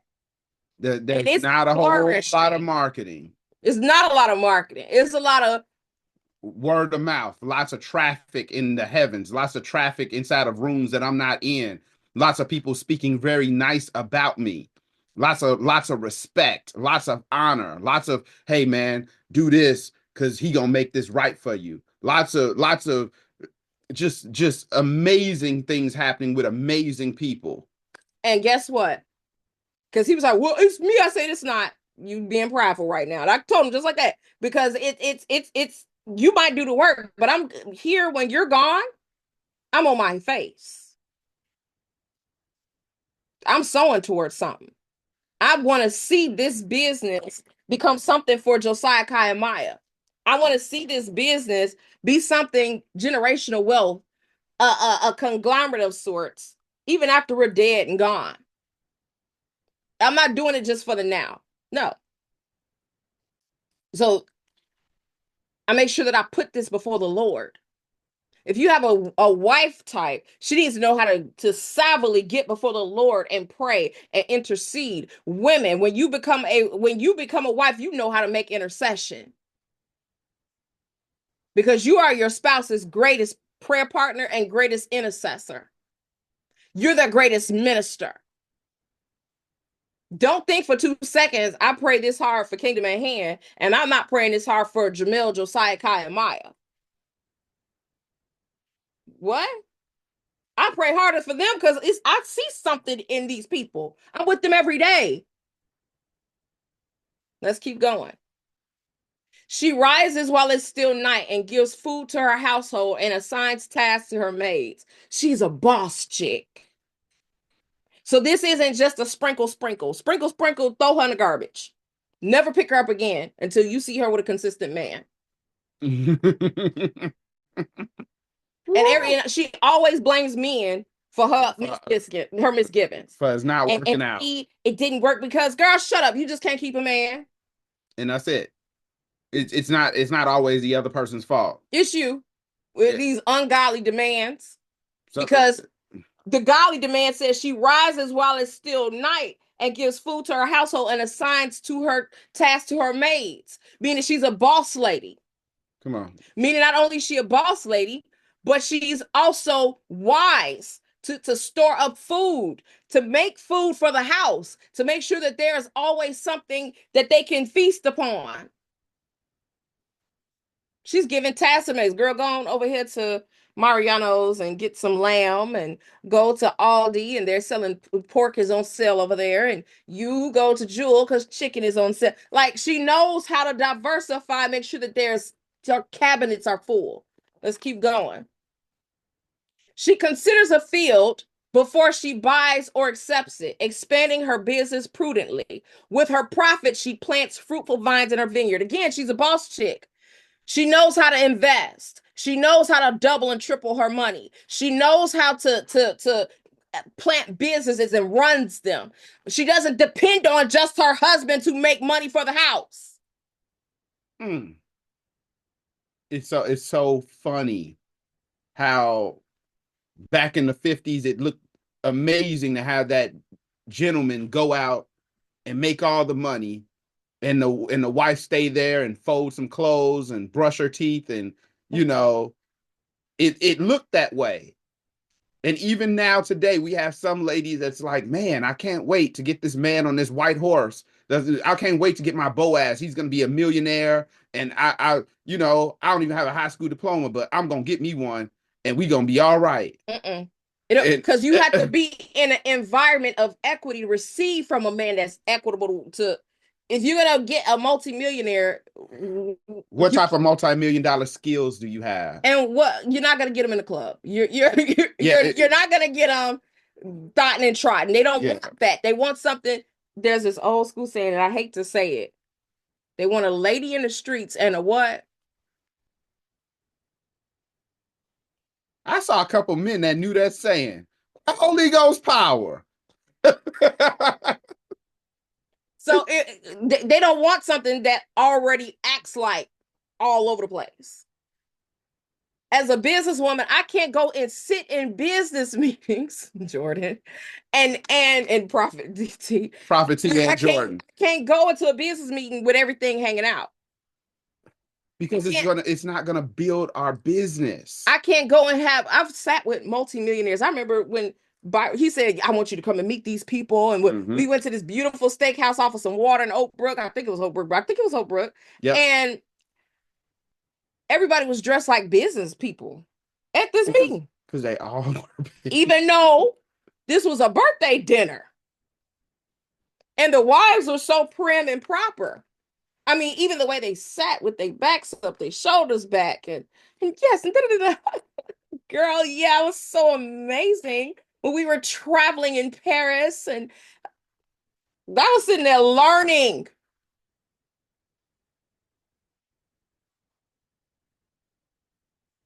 I took that as a learning opportunity in that season of my life. That even their posture wasn't lazy. And they talked about their investments. They talked about their insurance policies. They talked about their children and how they went to college and this and that and this and that. We talked about relationships for a good amount of time at that business meeting / birthday party / it was a lot about how they love their wives. It was a lot about the fastest way to get rid of $1 billion or $1 million is to get a divorce. It was a lot about how to take care of household things. It was like sometimes we overlook these very regular ideals and think that these regular ideals, like going and making up your bed, going and taking care of your wife, going and taking care of your husband, don't equate to $1 million ideas. I was talking to a daughter the other night. And I'm going to tell you something that is very $1 million-esque of her. I remember there was a couple long ago, and one of the things that he told me was, my wife wakes up early. She has my lunch ready. She has ironed my clothes, and I am out the door faster than all of my friends. I'm there early, and I'm there late. When I get home, everything is prepared for me. I'm ready. He told me this. He said, she's running a $1 million business and using me to get there. And I was just listening to him and I was like, wow. So are you telling me that her making your lunch is doing something? He said, it might not look like a lot, but her efforts, it's saving $30 and $40 each day. And those $30 and $40 I'm putting into the stock. My stocks look like he told me some stuff. I was like, ugh. It was the small things that turned into hundreds of thousands of dollars. She's talking to people in the store. Small conversations linked him up with $1 million companies or $1 million deals with companies. I'm just saying, don't overlook the small things. She equips herself with strength, spiritual, mental, physical fitness for her God-given task and makes her arms strong. Meaning she is health conscious. Meaning she is mentally fit. Your wife is not going crazy. A wife is going to be concerned about her mental health, the stability of her husband's mental health, her children's mental health.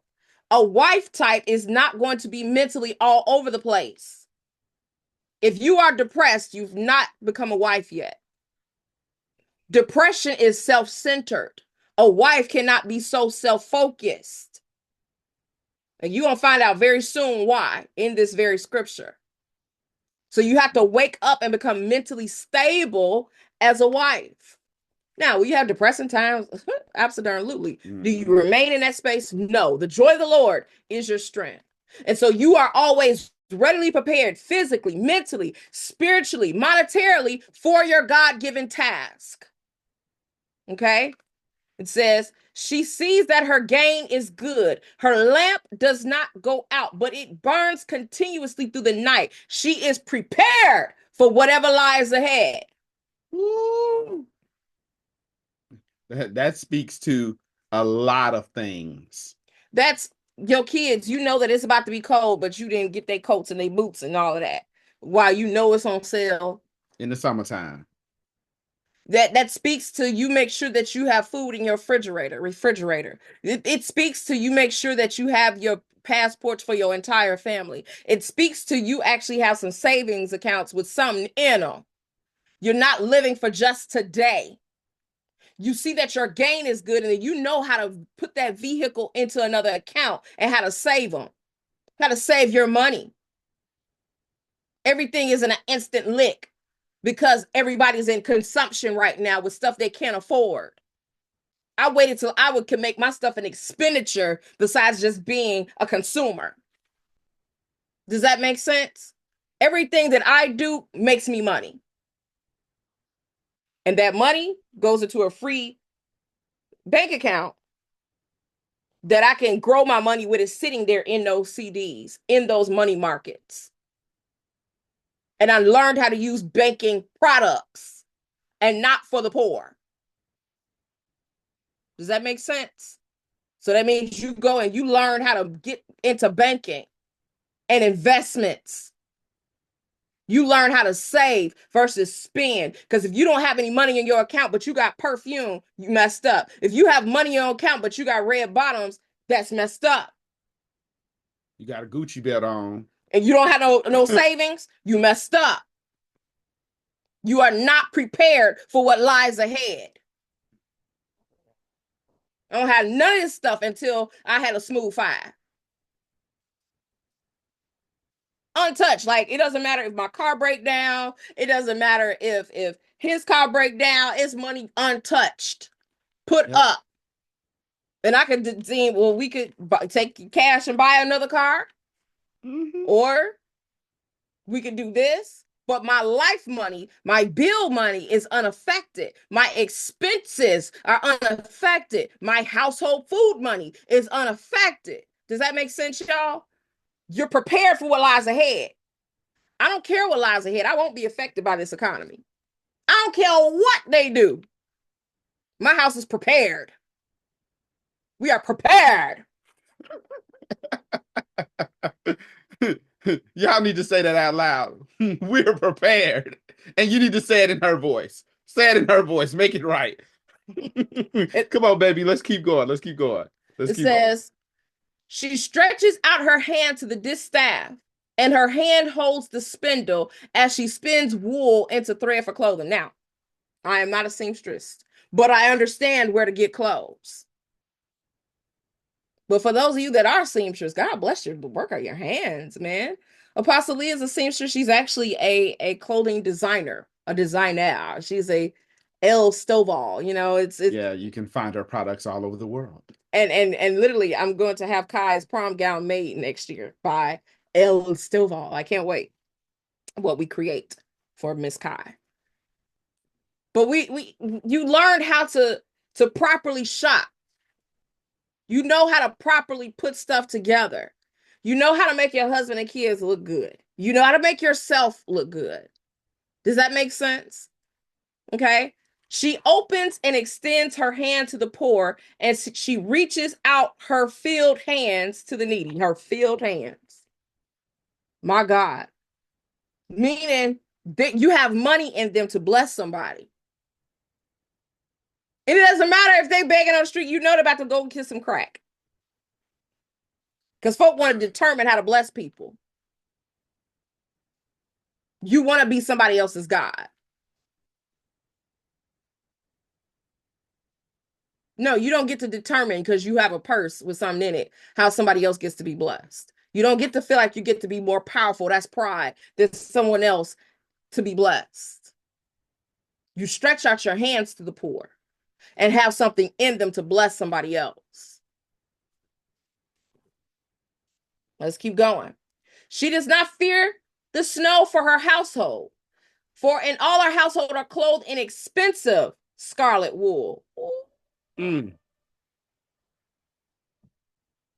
I guess that answers the question, Kevin. Expensive scarlet wool. Meaning your whole family, their clothes aren't falling apart. Come on. Their clothes doesn't rip up. Meaning you actually invested in your clothes wear.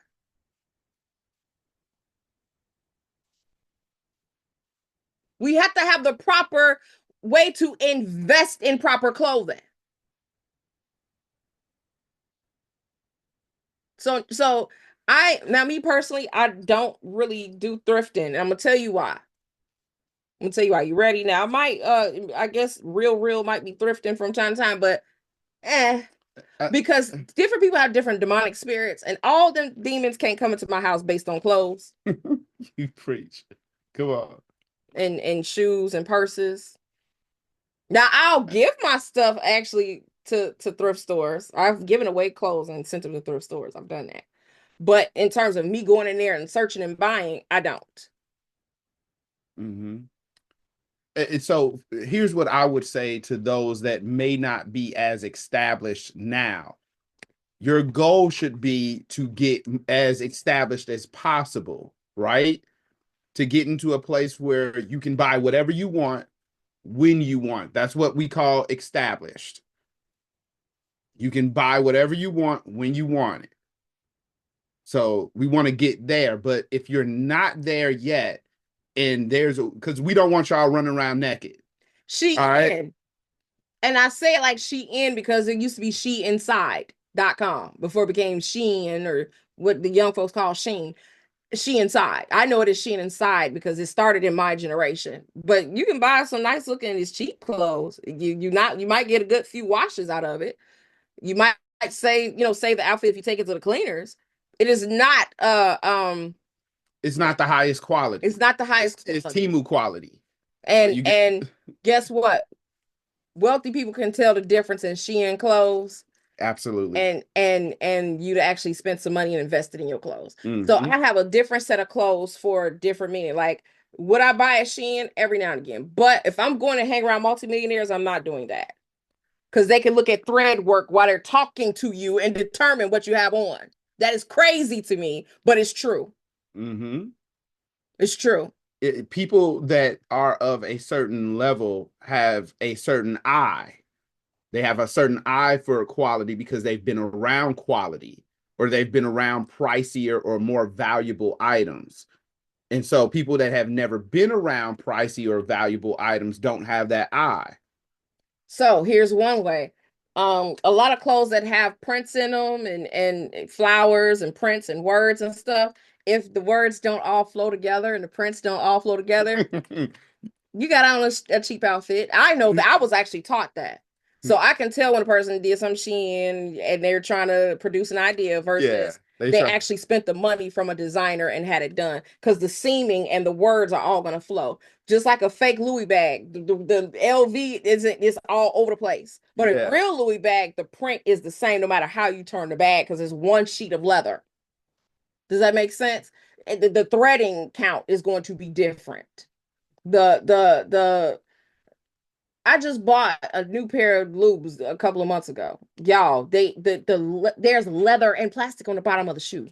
And now they have a new technology to keep the red on the bottom because the bottom is actually leather. Yes. Thank God. I didn't know that they fixed it. They fixed that. God. And so a lot of the times people don't know it's actually leather throughout the whole shoe. So it's not going to be that cardboard that cheap shoes have. Okay. Just like different cars. Okay. I'm just now finding out that the wealthier cars have leather throughout the entire car.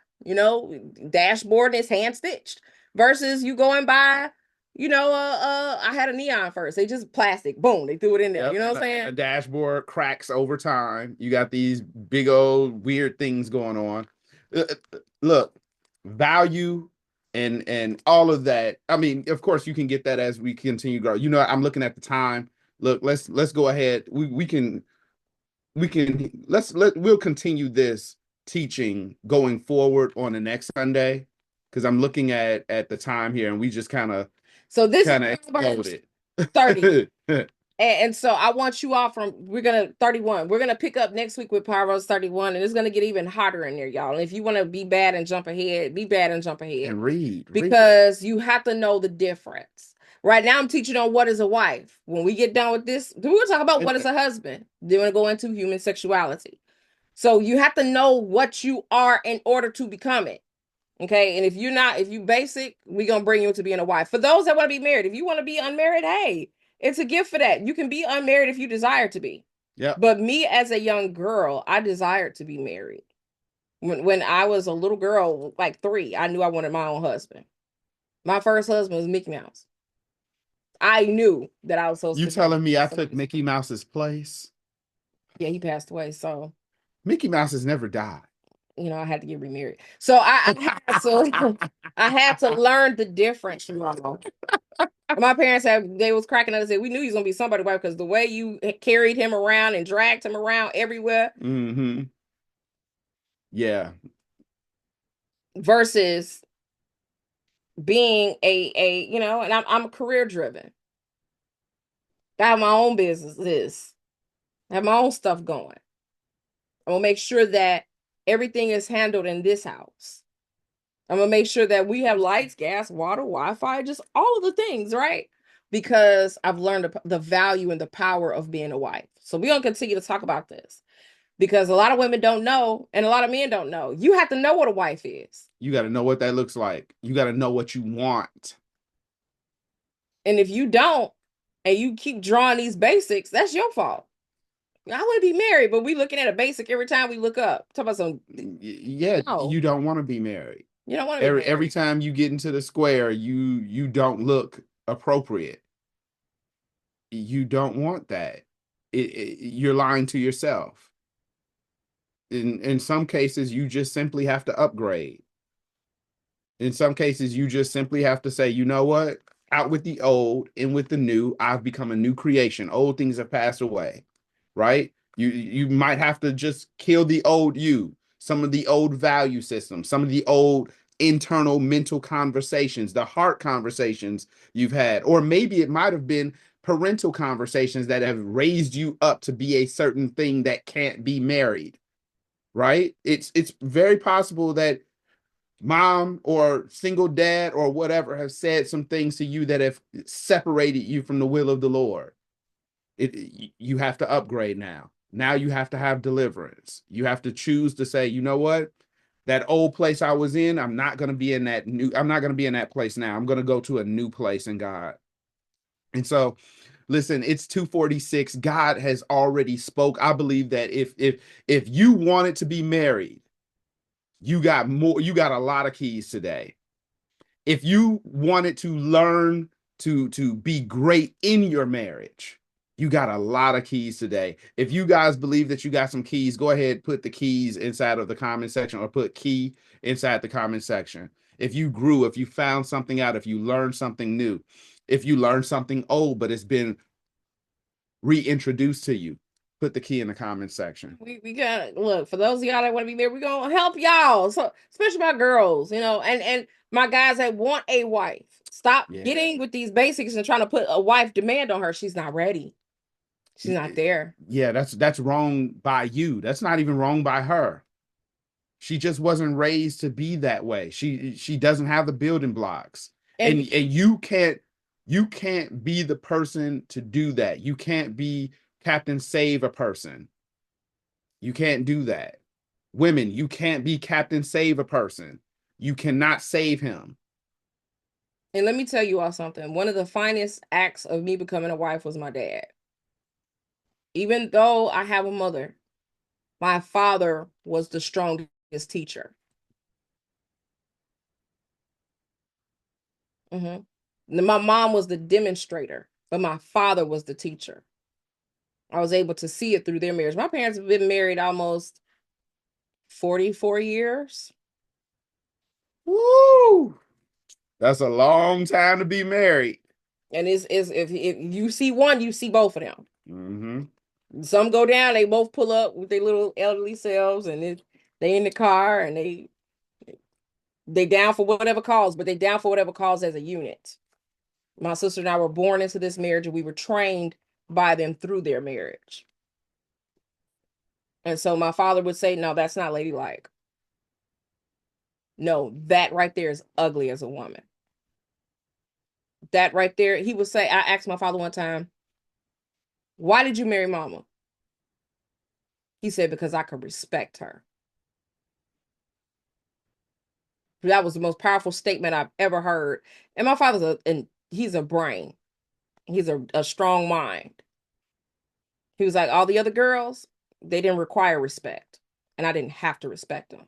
But he said, your mother had a standard of respect. I couldn't just walk up to her any kind of way. I had to posture myself a certain kind of way when I dealt with her. I had to be challenged by her, and I wasn't afraid of the challenge. Amen. And I was like, wow. So I was 18 when I asked him that question. 40, and it stuck that long. To make myself respectable so that it's a respect that can't be denied as a woman. And that came from my father. And so women that do not have fathers, take that lesson. The men want somebody that they can respect. They want a challenge. They don't want something they can master all the time. They want someone that brings a standard and makes them stand up to the standard.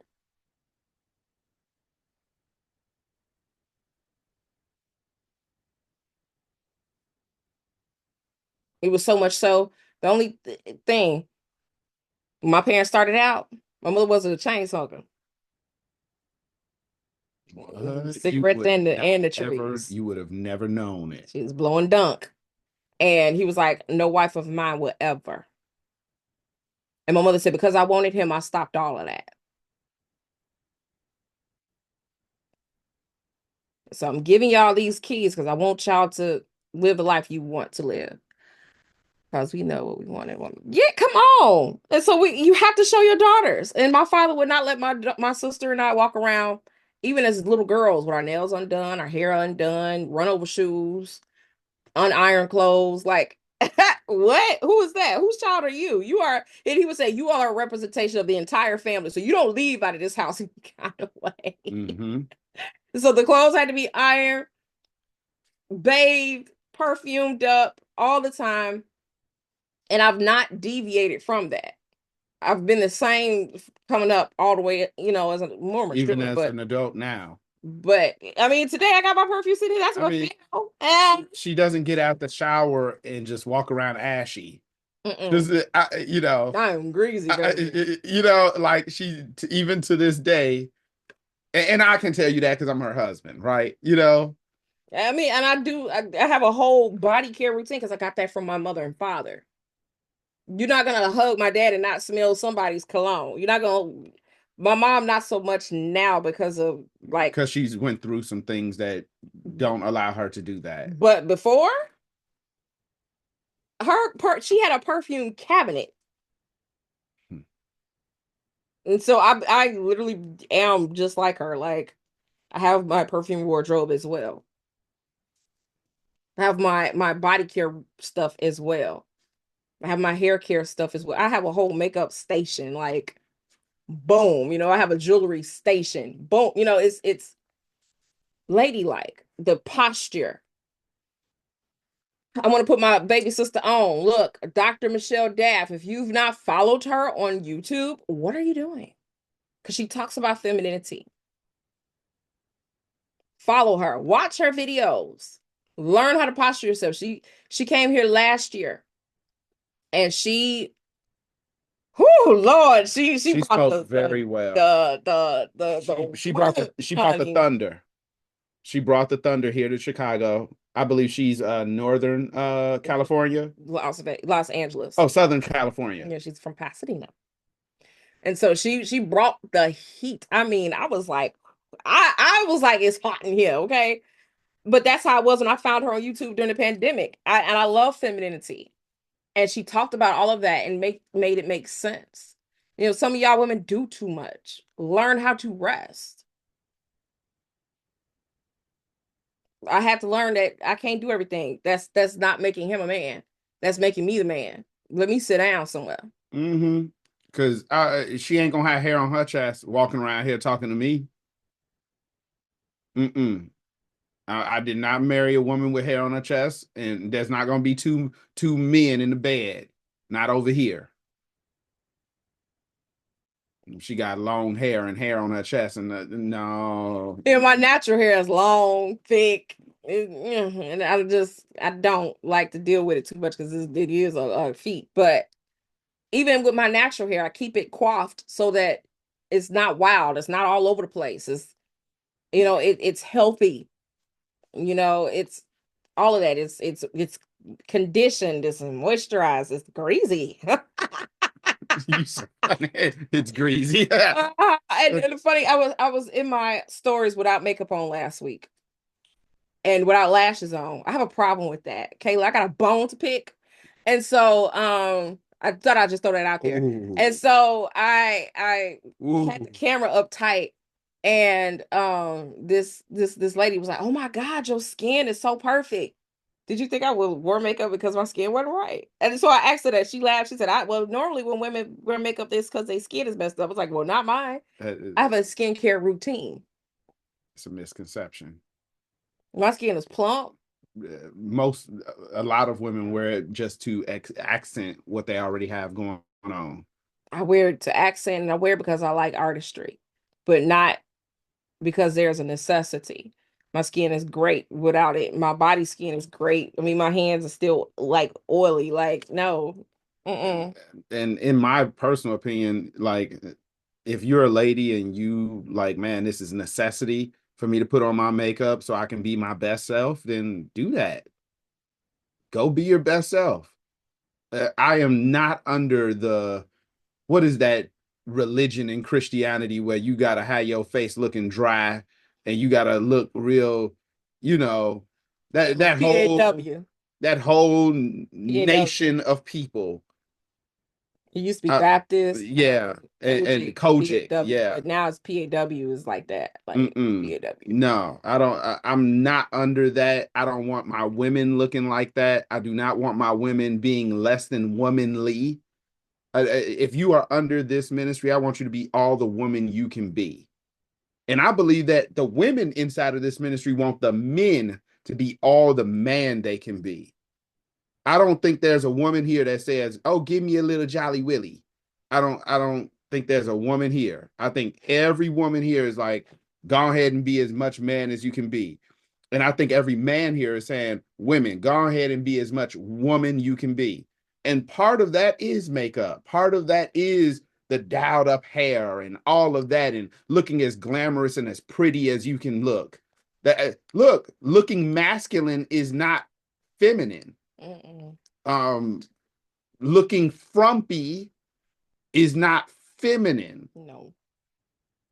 Yeah, I'm hoping that everyone can kind of capture this, because femininity has been lost in the world today. And I'm praying that the Lord would help people to find it. And so I think I'm gonna play this before we do the tithe and offering. I am gonna play it. It's by my sister. I want y'all to see this. I mean, get all that. You.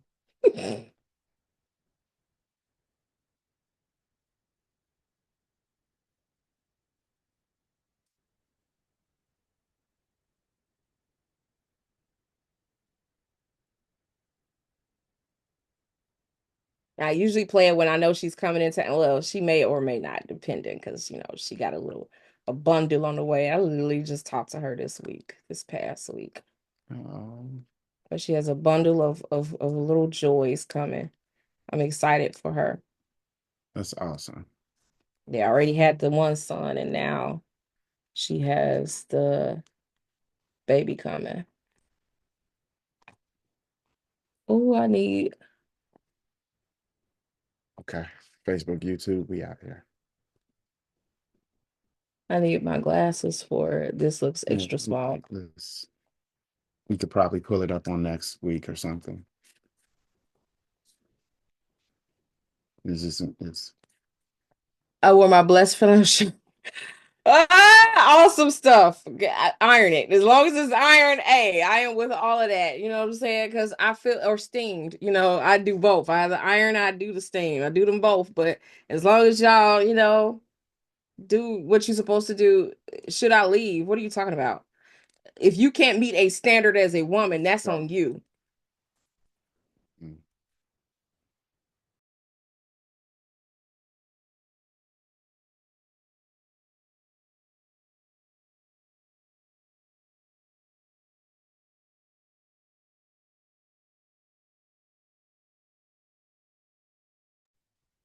All right. Well, Apostle Fred, please put the screen up.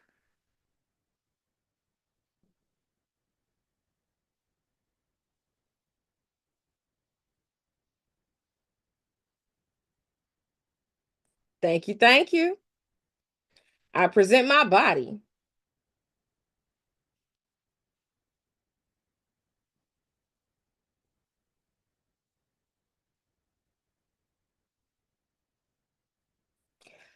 So, ways to give on today and any other day of the week. Number one, Cash App, $, and Carrie, KHIM. That is JERMAELANDCARRIEKHIM. And that KHIM is for Kingdom at Hand International Ministries, y'all. So that's the number one place to sow right at this very moment. Number two, you can click on the Shop Now tab on Doctors Jermael and Carrie Facebook page, and you can give there. 3, website, www.mykhim.com/, I believe it's giving. It's either giving or donate. Number 4, Teruma. This is for the apostolic sons and daughters that are ready for their identity to be enlarged and to come into their supernatural identity, but also to begin to grow in their God-given identity. So right now, men, women, y'all want to grow in husbandry and wifery. So towards that in your teruma. And that's if you married and or unmarried. So towards that, you want that identity, you want that you want that expansion in your person, so towards that in your teruma. 5, this is for my international folk, and some of y'all that are here that are national do it too. PayPal, paypal.me/MYKHIM. Again, it's paypal.me/MYKHIM. It is tithe and offering time, you guys.